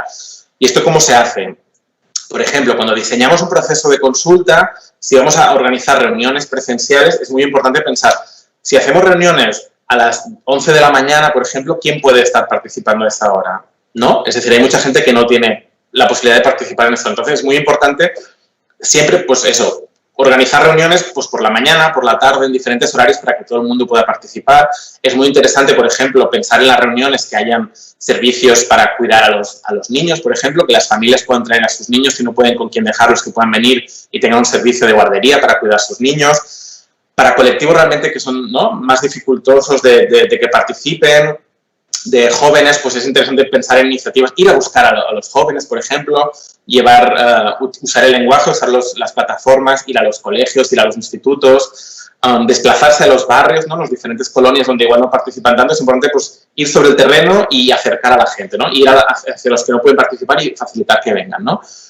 El tercer punto sería el tema de los bienes comunes, de la comunidad y el fortalecimiento ciudadano, es decir, pensar en todas las iniciativas como podrían ser los laboratorios. Yo creo que la iniciativa de los laboratorios entraría en este tercer punto, ¿no? Es decir, todos esos bienes comunes, pensar en no solo que la administración gestione todo con funcionarios, sino también pensar en estos bienes comunes, como pueden ser centros cívicos, diferentes lugares y encuentros que son gestionados directamente por la comunidad y que son muy importantes porque crean, no solo es pensar en términos de gestión, sino en términos de comunidad, ¿no? Como todos estos lugares donde se encuentra la gente, donde se conocen, se hacen comunidad, se hacen relaciones sociales, y eso es muy importante para el tejido social, para mejorar la convivencia en una ciudad, en una comunidad, ¿no?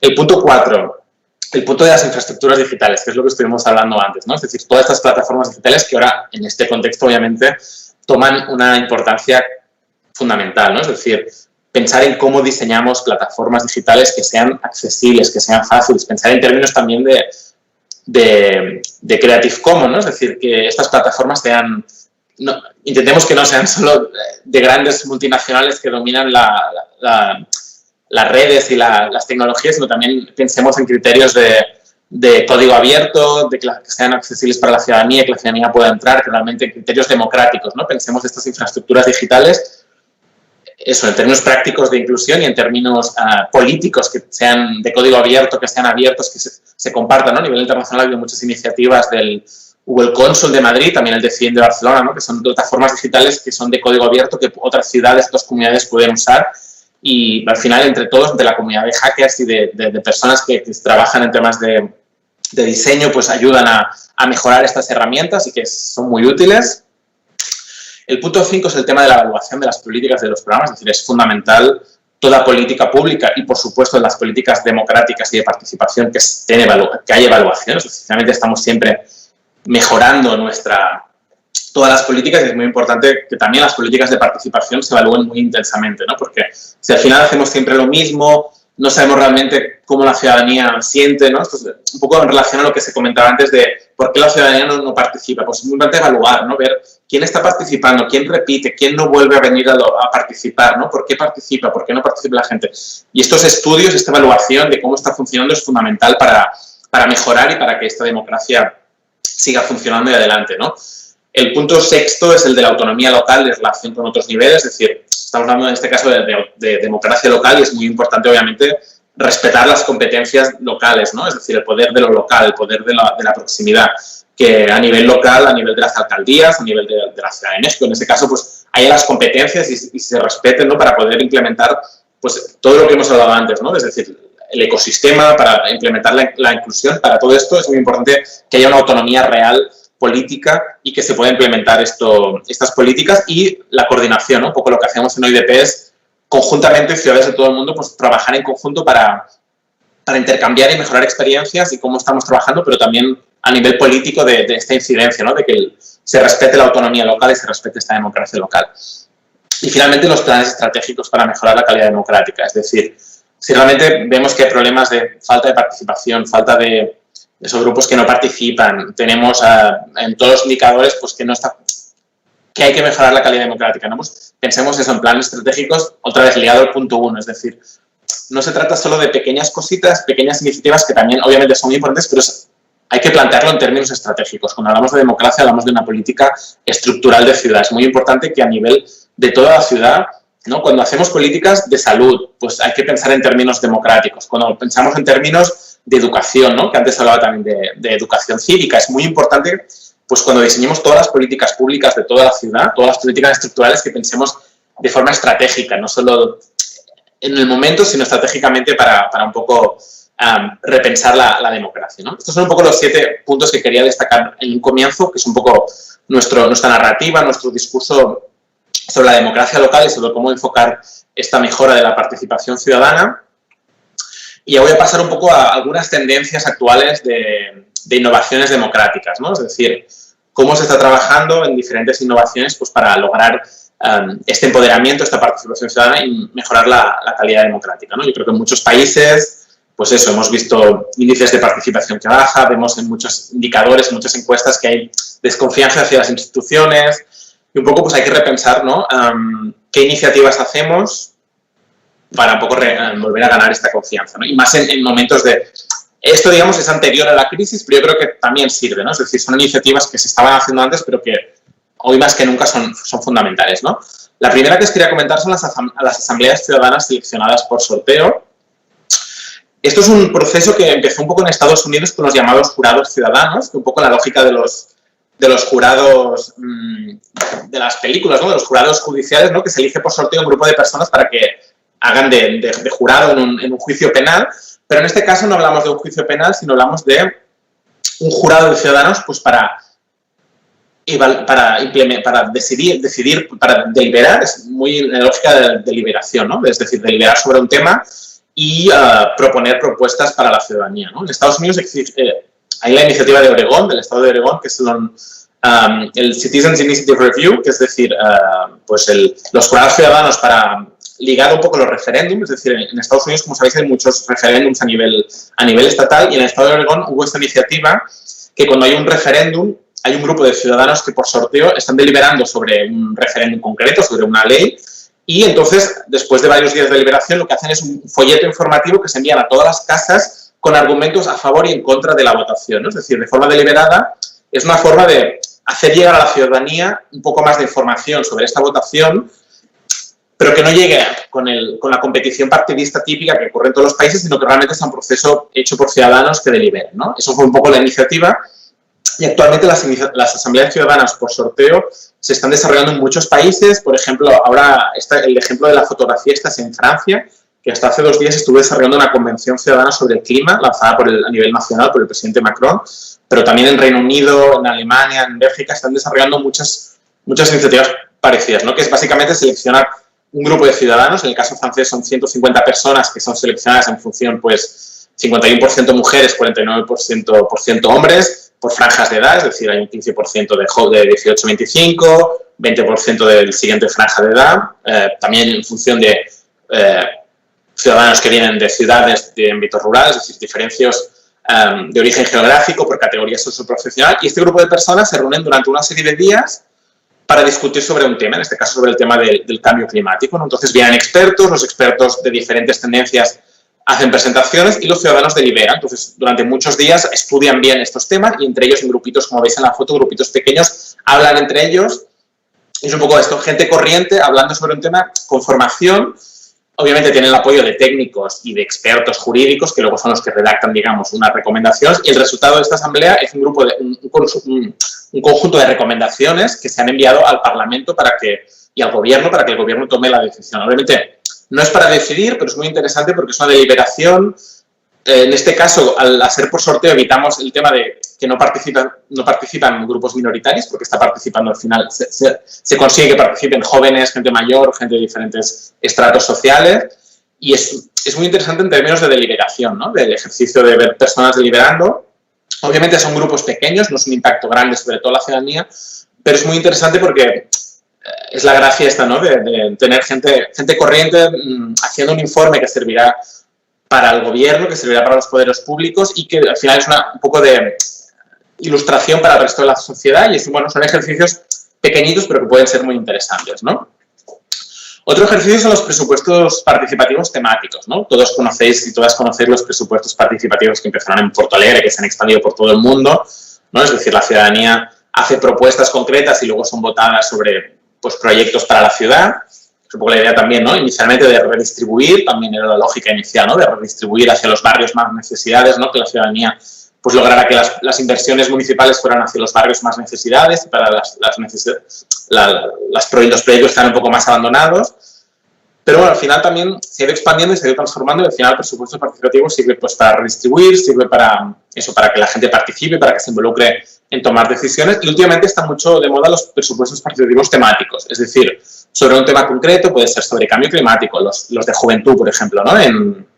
Se hacen presupuestos participativos en los colegios o para institutos, ¿no? En universidades también se hacen, ¿no? Entonces es una forma también de activar a la comunidad, de hacer que se impliquen, que la idea proponga cosas, también sirve mucho para la parte más de open data, de información, ¿no? Porque la gente también así conoce más cuál es el coste de entender, ¿no? Que no es tan fácil hacer políticas públicas porque es caro, ¿no? En el tema de urbanismo sí es caro, así que sirve tanto para empoderar a la gente, para transformar y tanto para un poco de transparencia y educación cívica, en cierto modo también, ¿no? Y en cuanto a temáticos, yo creo que la gracia es ir más allá del presupuesto participativo general y pensar, pues eso, en temas concretos, ¿no? Temas de género, por ejemplo, proyectos de presupuesto participativo de género es una forma, pues, también de visualizar, pues, todas las cuestiones de género, qué políticas se pueden hacer para mejorar la igualdad, para luchar contra la violencia doméstica, para luchar contra muchas desigualdades, ¿no? Es una iniciativa interesante, yo creo que es una iniciativa que también a tener en cuenta. Otro tema también es el tema de la participación infantil y juvenil. También he comentado antes con una opción, es el presupuesto participativo, la educación cívica que se comentó antes, ¿no? También es muy importante, ¿no? Empezar desde jóvenes, ¿no? Los niños, las niñas que empiezan desde muy pequeños a sentirse parte de la comunidad, ¿no? Que no solo, es decir, que el hecho de vivir en una ciudad, en un pueblo, pues también eres ciudadano activo y que desde muy pequeños aprendan, pues eso, a participar de forma activa en la vida política, en la vida comunitaria de la ciudad, y hay ejercicios muy interesantes. Aquí estamos poniendo unos cuantos ejemplos de un caso de la ciudad de Lima, por ejemplo, para un parque, ¿no? Se hicieron diferentes iniciativas, siempre obviamente pues más lúdico, más en lógica de juegos, ¿no? Pero que los niños y las niñas sientan que también pues se pueden involucrar en la ciudad. En este caso era para renovar un parque, ¿no? Es decir, que los niños y las niñas sientan pues que ellos con sus propuestas, a través de un juego, pues ayudan a mejorar un parque público, ¿no? Y es una forma de que los niños y las niñas comprendan, pues, que son parte activa de la sociedad, que también se hagan responsables, ¿no? Esto se dice mucho en los presupuestos participativos, cuando la gente ha hecho propuestas de mejorar parques o mejorar el urbanismo, luego se ve que hay mucha menos degradación, ¿no? Del espacio público, porque si la gente siente que lo han creado ellos, que han sido partícipes en el diseño y en la implementación del espacio público, pues ayuda mucho a que luego se respete mejor, a que haya más convivencia, más convivialidad, y es muy interesante, ¿no? Empezar desde pequeños sirve tanto, pues eso, para el espacio público, para el urbanismo, pero también en términos democráticos, ¿no? De crear una ciudadanía que desde joven, pues, está concienciada de que tiene unos derechos, obviamente, de participación, pero también unas responsabilidades, unas obligaciones con la comunidad, ¿no? Y es otra iniciativa más a tener en cuenta, y también en este contexto, ¿no? Pensarlo.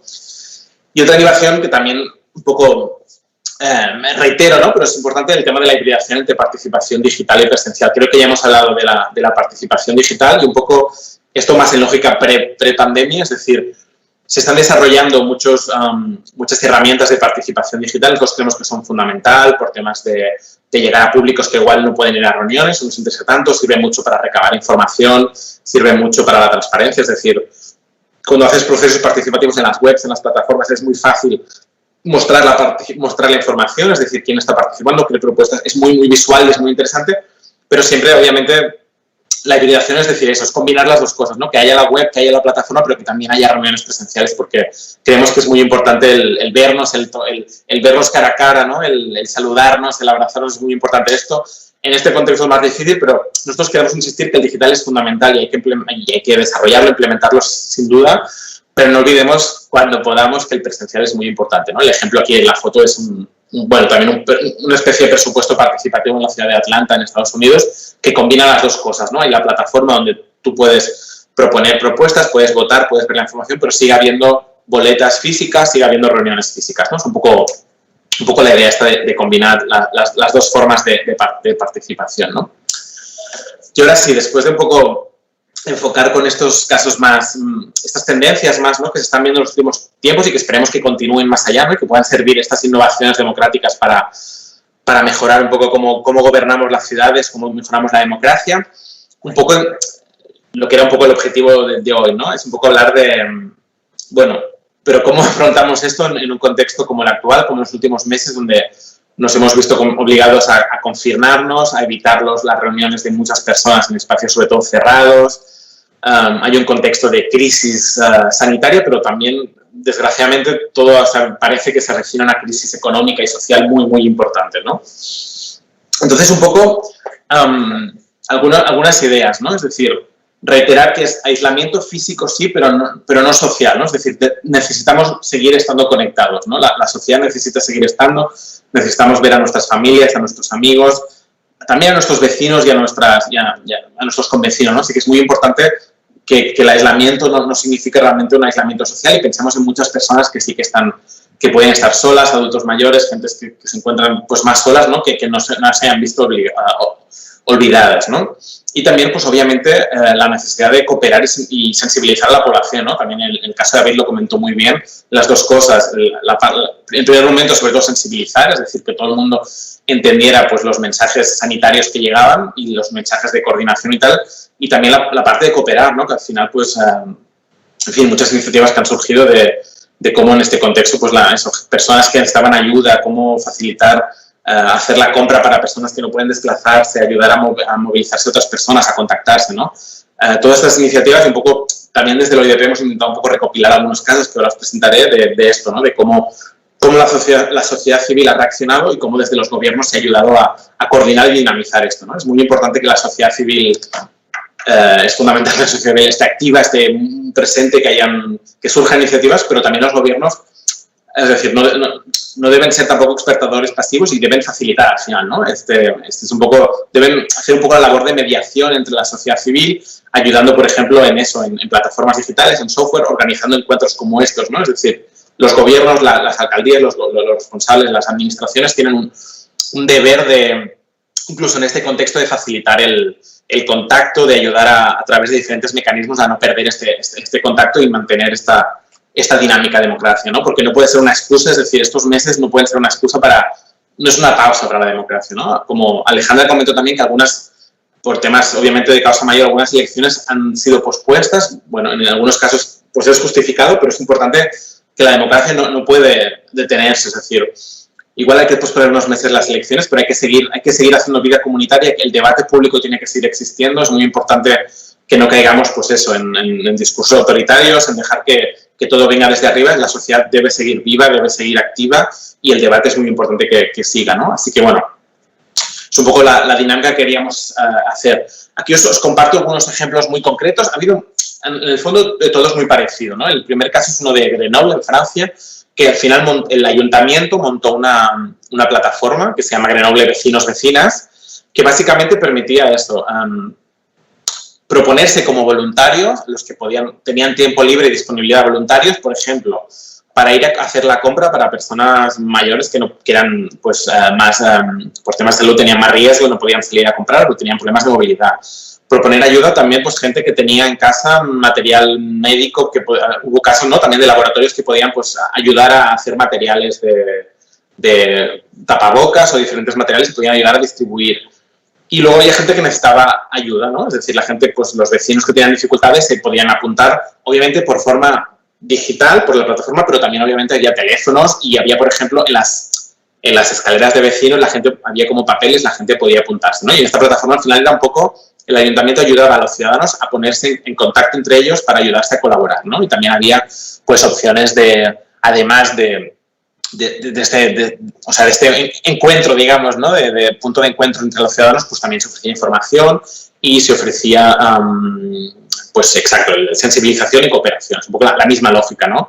El caso de Ciudad de México que conoceréis, ¿no? También, que es la forma, pues así, de voluntarios que ayudaban a distribuir material médico, a sensibilizar, un poco a contribuir en las iniciativas. Finalmente han sido bastante parecidas en todo el mundo, ¿eh? Es decir, poner un poco en contacto a la gente para ayudarse unos a otros. Y luego otras iniciativas, ¿no? Por ejemplo, temas de educación, pues como muchas clases se vieron suspendidos, gente no tenía ordenadores, pues un vecino que tenía 2 ordenadores podía prestar un ordenador al vecino que no tenía. En fin, iniciativas de estas parecidas, ¿no? Una iniciativa de Lisboa, por ejemplo, que también era un poco la idea, también ayudar a poner en contacto a la ciudadanía, poner en contacto diferentes iniciativas ciudadanas, ¿no? Y Frena la Curva, que David ya lo presentó antes, pero obviamente lo tenía también pensado porque es una iniciativa súper interesante. Surgió en ese caso de la sociedad civil, pero que ha funcionado muy bien y que al final es eso, ¿no? Activar a la gente, ayudarla a poner en común, pues gente que tenía tiempo, que tenía ganas de ayudar y gente pues que tenía necesidad de ayudarse. Y pues iniciativas muy interesantes, ¿no? Es decir, esto tanto de colaboración como realmente de producir cosas como ya presentó David, no me voy a repetir, de ayudar a producir materiales médicos, de cubrebocas, en fin, diferentes iniciativas, ¿no?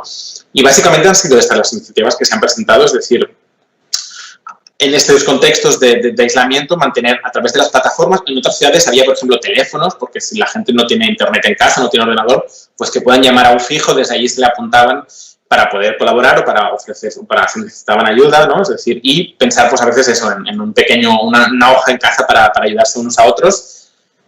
Y bueno, básicamente es eso, compartir estas experiencias y en términos democráticos también, repitiendo la cuestión de Alejandra, es decir, no debe ser, la democracia no debe pararse, debe seguir activa, y es un poco el mensaje que quería compartiros con vosotras, ¿no? Con vosotros, que es una crisis muy dura, es una crisis un poco inédita para todos nosotros, ¿no? Porque el no poder reunirnos físicamente, pero bueno, la participación tenía que seguir y yo creo que ha estado siguiendo con dificultades, pero a través de las plataformas digitales que seguirán siendo muy importantes, pero también con lo presencial y sobre todo reiterar el mensaje que la democracia es muy importante, que obviamente va más allá de votar a unos representantes, pero que obviamente eso es muy importante y que entre todas y todos tenemos que seguir defendiendo los derechos políticos, los derechos humanos, que es muy importante que sigamos juntos, unidos y unidas y compartiendo experiencias y haciendo estas iniciativas para que las democracias mejoren y más en este contexto, ¿no? Es un poco el mensaje que quería compartir con vosotras hoy. Sigo a vuestra disposición. El OIDP es pues esta red internacional y estamos muy contentos de colaborar con el Instituto Electoral y con la Ciudad de México y ojalá podamos seguir compartiendo estas oportunidades de trabajar juntas, de compartir experiencias y de estar siempre juntos trabajando para la democracia y para las ciudades. Muchas gracias. Muchas gracias, maestro Adrià. Muy interesante todo lo que nos dice. Definitivamente, pues son tiempos de cambio, son tiempos de pensar diferente y de actuar diferente, pero sin olvidar pues lo que nos tiene aquí, lo que nos tiene que es la participación ciudadana y la democracia en cualquier lado del mundo. Muchísimas gracias. Yo no quiero abusar del tiempo porque hay muchas preguntas muy interesantes que le hace la gente que nos está viendo y bueno, pues abrimos una ronda de algunas preguntas para usted, maestro Duarte. Nos pregunta Mayela Delgadillo. La participación ciudadana no se limita a las elecciones. ¿No debería estar en el centro la formación de ciudadanía como el único mecanismo de fortalecer los estados democráticos? Le leo, si le gusta, 3 y de ahí vamos dando respuesta. La segunda pregunta nos la hace Arturo Carrasco, nos dice, ¿cómo construir la ciudadanía digital e instituciones y democracia digital que sean confiable y eficaz? Y una pregunta más, Lucía González nos pregunta, ¿qué se ha hecho en España para incluir a los diferentes grupos vulnerables en los procesos de participación digital? Damos respuesta a estas 3, maestro, es suyo el micrófono. Muchas gracias por las preguntas. Sí, sobre el tema de la formación, totalmente, es súper importante. También creo que antes Alejandra lo comentó, yo creo que es fundamental la formación cívica y ciudadana. Yo creo que todavía hay muchos, la mayoría, me atrevo a decir, en México y en España, es decir, mucha gente que todavía no sabe cómo puede participar, más allá de las elecciones la gente no conoce bien, ¿no? Es decir, qué derechos tiene incluso, ¿no? De dirigirse a los dirigentes políticos, por ejemplo, iniciativas ciudadanas. Es decir, yo creo que hay un gran desconocimiento y es muy importante la formación desde las escuelas, los institutos, las universidades, es muy importante, pero también de las personas adultas, ¿no? Es decir, no hay que esperar solo a que las nuevas generaciones crezcan, sino también los adultos, pues tienen derechos a poder conocer esto y es muy importante la formación. Yo creo que aquí hay oportunidades, ¿no? Yo creo que aquí sí las instituciones tienen un reto muy importante y una responsabilidad, ¿no? A través de los medios de comunicación, de jornadas de sensibilización cívicas, ¿no? De realmente que esta formación llegue a todo el mundo, ¿no? A través de los diferentes formatos y que realmente, pues, estoy totalmente de acuerdo. Es muy importante la formación, insisto, no solo hacia los niños y los jóvenes, que es muy importante y eso debería ser ya indispensable, sino también hacia los adultos, ¿no? Que haya una formación transversal en derechos, que la gente conozca cuáles son, pues eso, los canales, las oportunidades que tienen de ser ciudadanos activos y de participar, ¿no? Respecto a la ciudadanía digital, también es muy importante, también creo que ligo con un punto anterior, antes creo que era más ligado a la confiabilidad de las votaciones digitales, ¿no? Todavía hay mucha desconfianza y mucho sobre cómo es votar digitalmente, pero es lo mismo para un proceso digital, ¿no? Es decir, porque creo que antes se dijo, la confianza es fundamental, es decir, la gente, ¿por qué no participa? Hay muchas razones de tiempo, de coste, pero hay un tema de confianza, ¿no? Es decir, ¿por qué participar si al final voy a perder un tiempo y luego no estoy seguro, ¿no? Mis aportaciones van a ser escuchadas, ¿no? Hay un tema de confianza, de confiabilidad de las instituciones, ¿no? Y yo creo que es muy importante. Y respecto al tema digital es lo mismo, es decir, la gente, si no tiene la confianza de que se respetará, ¿no? Pues es decir, temas de privacidad, es decir, todos los derechos digitales son respetados y aquí hay un trabajo por hacer, ¿no? Por ejemplo, en el caso aquí de Barcelona, la ciudad que estoy, se ha intentado, ¿no? Implementar a través de la plataforma digital del Decidim, pues usar a través del padrón del censo para que la gente pueda, pues, cuando participen y hay votaciones, realmente garantizar, pues, evitar que gente que no es de la ciudad esté votando o gente vote 4 veces, ¿no? Pero es un proceso que hay que ir construyendo, es complicado. Aquí yo creo que los organismos independientes electorales tienen un papel muy, muy importante en esto, ¿no? Hay que trabajar. Yo creo que aquí también el tema de co-construcción, es decir, pensar hay mucha sociedad civil que trabaja, hay muchos grupos de temas digitales que están trabajando sobre eso y es muy importante, pues, trabajar, yo creo que junto a la sociedad civil para garantizar estos derechos digitales, ¿no? De tanto las plataformas que realmente haya los datos, ¿no? Todo el tema de los datos, dónde van a parar estos datos y de garantizar, pues eso, que hay una confiabilidad de si yo estoy participando, si yo estoy votando digitalmente, que esto tenga una confianza, ¿no? Creo que hay mucho por hacer, pero me consta que se está haciendo. Y la otra pregunta era sobre los grupos vulnerables aquí en España. Yo creo que es un tema transversal, no solo en España, en muchos países se está viendo, ¿no?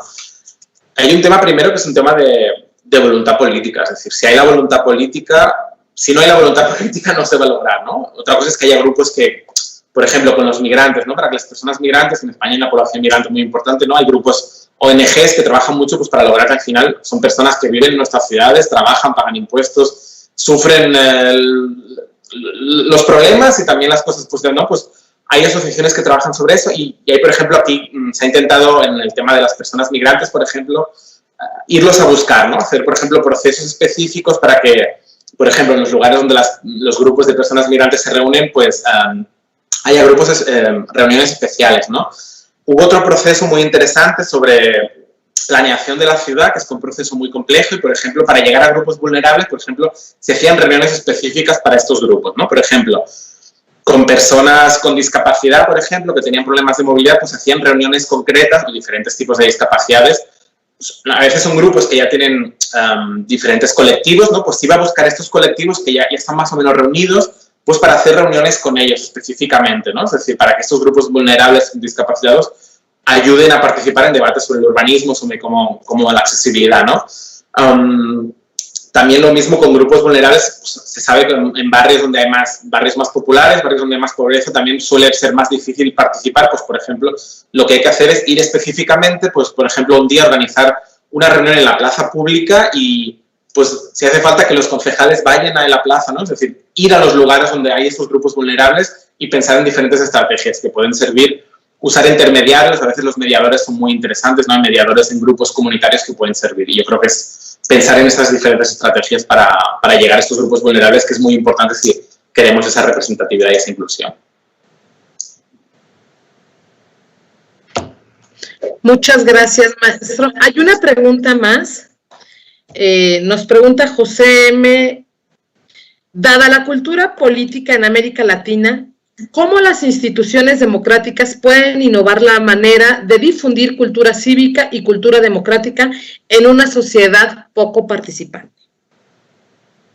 Sí, es una muy buena pregunta. Yo creo que también en España nos encontramos también, yo creo que en cultura política hay lugares donde sí que hay más participación, pero siento que somos, las sociedades, yo creo que latinas en general, es cierto que no hay la tradición anglosajona, además de el community engagement, de más de sociedad civil, es cierto. Por la cultura política, por las instituciones que hemos tenido, no hay tanto esa cultura y ahí es siempre el riesgo del clientelismo, ¿no? Muchas veces que se dice en lugar de crear una cultura cívica, estamos reproduciendo clientelismos y es un riesgo que existe, ¿no? Yo creo que sí, hay que pensar en diferentes estrategias, ¿no? Ya mismo cierra. 5 minutos. Vale, perdón, es que tenemos aquí un tema de... No, decía, sí, es muy importante pensar en términos de lograr evitar reproducir esta... Yo creo que repito un poco el término de la confianza, ¿no? Hay que lograr la confianza en la gente. Si logramos que la gente confianza y que la gente vea resultados. El presupuesto participativo, por ejemplo, ¿cómo puedes lograr que la gente vuelva a participar? Si la gente ve que la gente ha votado una propuesta y se está implementando, la gente tendrá confianza y al año siguiente participará. Si en otro proceso participativo, si la gente ve que lo que han votado, lo que han decidido, se implementa, yo creo que hay que crear esta cadena de resultados, ¿no? Es decir, si hay resultados, la gente participará. Si la gente ve que participa o que otros han participado y luego no se están implementando los presupuestos participativos, no se están implementando las consultas que sean, ahí se perderá el éxito y la confianza en la gente. Así que yo creo que es confianza, abrir los diferentes canales, la formación, son estas diferentes estrategias. Le agradezco muchísimo, maestro. Le agradezco también a las personas que nos están viendo y que hicieron preguntas verdaderamente súper interesantes y que complementaron de manera adecuada todo lo que vimos en esta conferencia, lo que vimos con nuestros anteriores ponentes. Agradezco sinceramente a todas las personas que nos han compartido durante esta mañana, las personas invitadas, el conferencista magistral, quienes han externado con todas las personas aquí reunidas importantes puntos de vista. También yo me despido de ustedes y le regreso los micrófonos a Isela para que concluya la sesión. Muchísimas gracias y bonita tarde. Muchas gracias, querida consejera, por su excelente moderación. Gracias. Pues sí, el evento ya está en la recta final, pero les invitamos a seguir interactuando con nosotros a través de las redes sociales que mis compañeras y compañeros de la Dirección Ejecutiva de Participación Ciudadana y Capacitación estarán colocando en el chat antes de concluir. De la misma forma, en caso de que deseen seguir haciendo preguntas sobre los temas que hoy hemos visto, por ejemplo, si quieren saber algo más de la iniciativa Frena la Curva, de la que nos comentó el maestro David, o de temas de capacitación que les gustaría recibir, tal como lo comentó la maestra Alejandra, o de la OIDP que nos platicó el maestro Adrián, para cualquier mensaje sobre esos temas, mándenos por favor un correo electrónico a foros.participación@ism.mx y en los días venideros les estaremos respondiendo. Antes de irnos, enviamos saludos y agradecimientos a quienes participaron activamente en el chat. Por aquí vimos a autoridades de distintos niveles de gobierno, a funcionariado del INE y de otros OPLES del país, a integrantes de la academia y a representantes de medios de comunicación. Vimos también a integrantes de la red de observación electoral, a queridas compañeras y compañeros de oficinas centrales y de las direcciones distritales. Por supuesto, vimos conectados y en entusiasta actividad a integrantes de las comisiones de participación comunitaria, COPACOS de cariño, y a vecinas y vecinos de toda la ciudad. Muchas gracias a todos por acompañarnos, a todos y a todas por acompañarnos. El Foro Internacional Virtual Retos de la Participación Ciudadana en Esquemas Innovadores y ante Contextos Extraordinarios concluye hoy. Realmente esperamos que las reflexiones compartidas en este foro se incorporen a los saberes colectivos de las unidades territoriales que integran a nuestra querida Ciudad de México, cuya riqueza principal es su población y su ánimo colaborativo. Ojalá que los desafíos y los retos de los que se hablaron durante estos 2 días sean tareas participativas que sumen voluntades, esfuerzos y talentos en cada una de nuestras comunidades. Muchas gracias a todas las personas que hicieron posible esta transmisión. Y sobre todo, muchas gracias, consejero electoral Bernardo Valle Monroy, por haber sido el principal promotor en la organización de este foro. Gracias de verdad. De acuerdo con los comentarios que leímos en el chat, ayer y hoy, hay gran interés en que se sigan realizando más eventos como este. Si ustedes también opinan igual, por favor anótenlo aquí en el chat antes de irnos y díganos qué fue lo que más les gustó, con qué se quedan. Muchas gracias a todas las personas que se conectaron en vivo y en directo, y también a quienes se conectarán en las repeticiones, porque este evento se queda aquí grabado para que lo compartan, por favor, compártanlo en sus comunidades, compártanlo con sus familiares y amistades. Ahora sí, se acabó el foro. A nombre del Instituto Electoral de la Ciudad de México, les deseamos una muy buena vida individual y comunitaria. Muchísimas gracias. Hasta la próxima.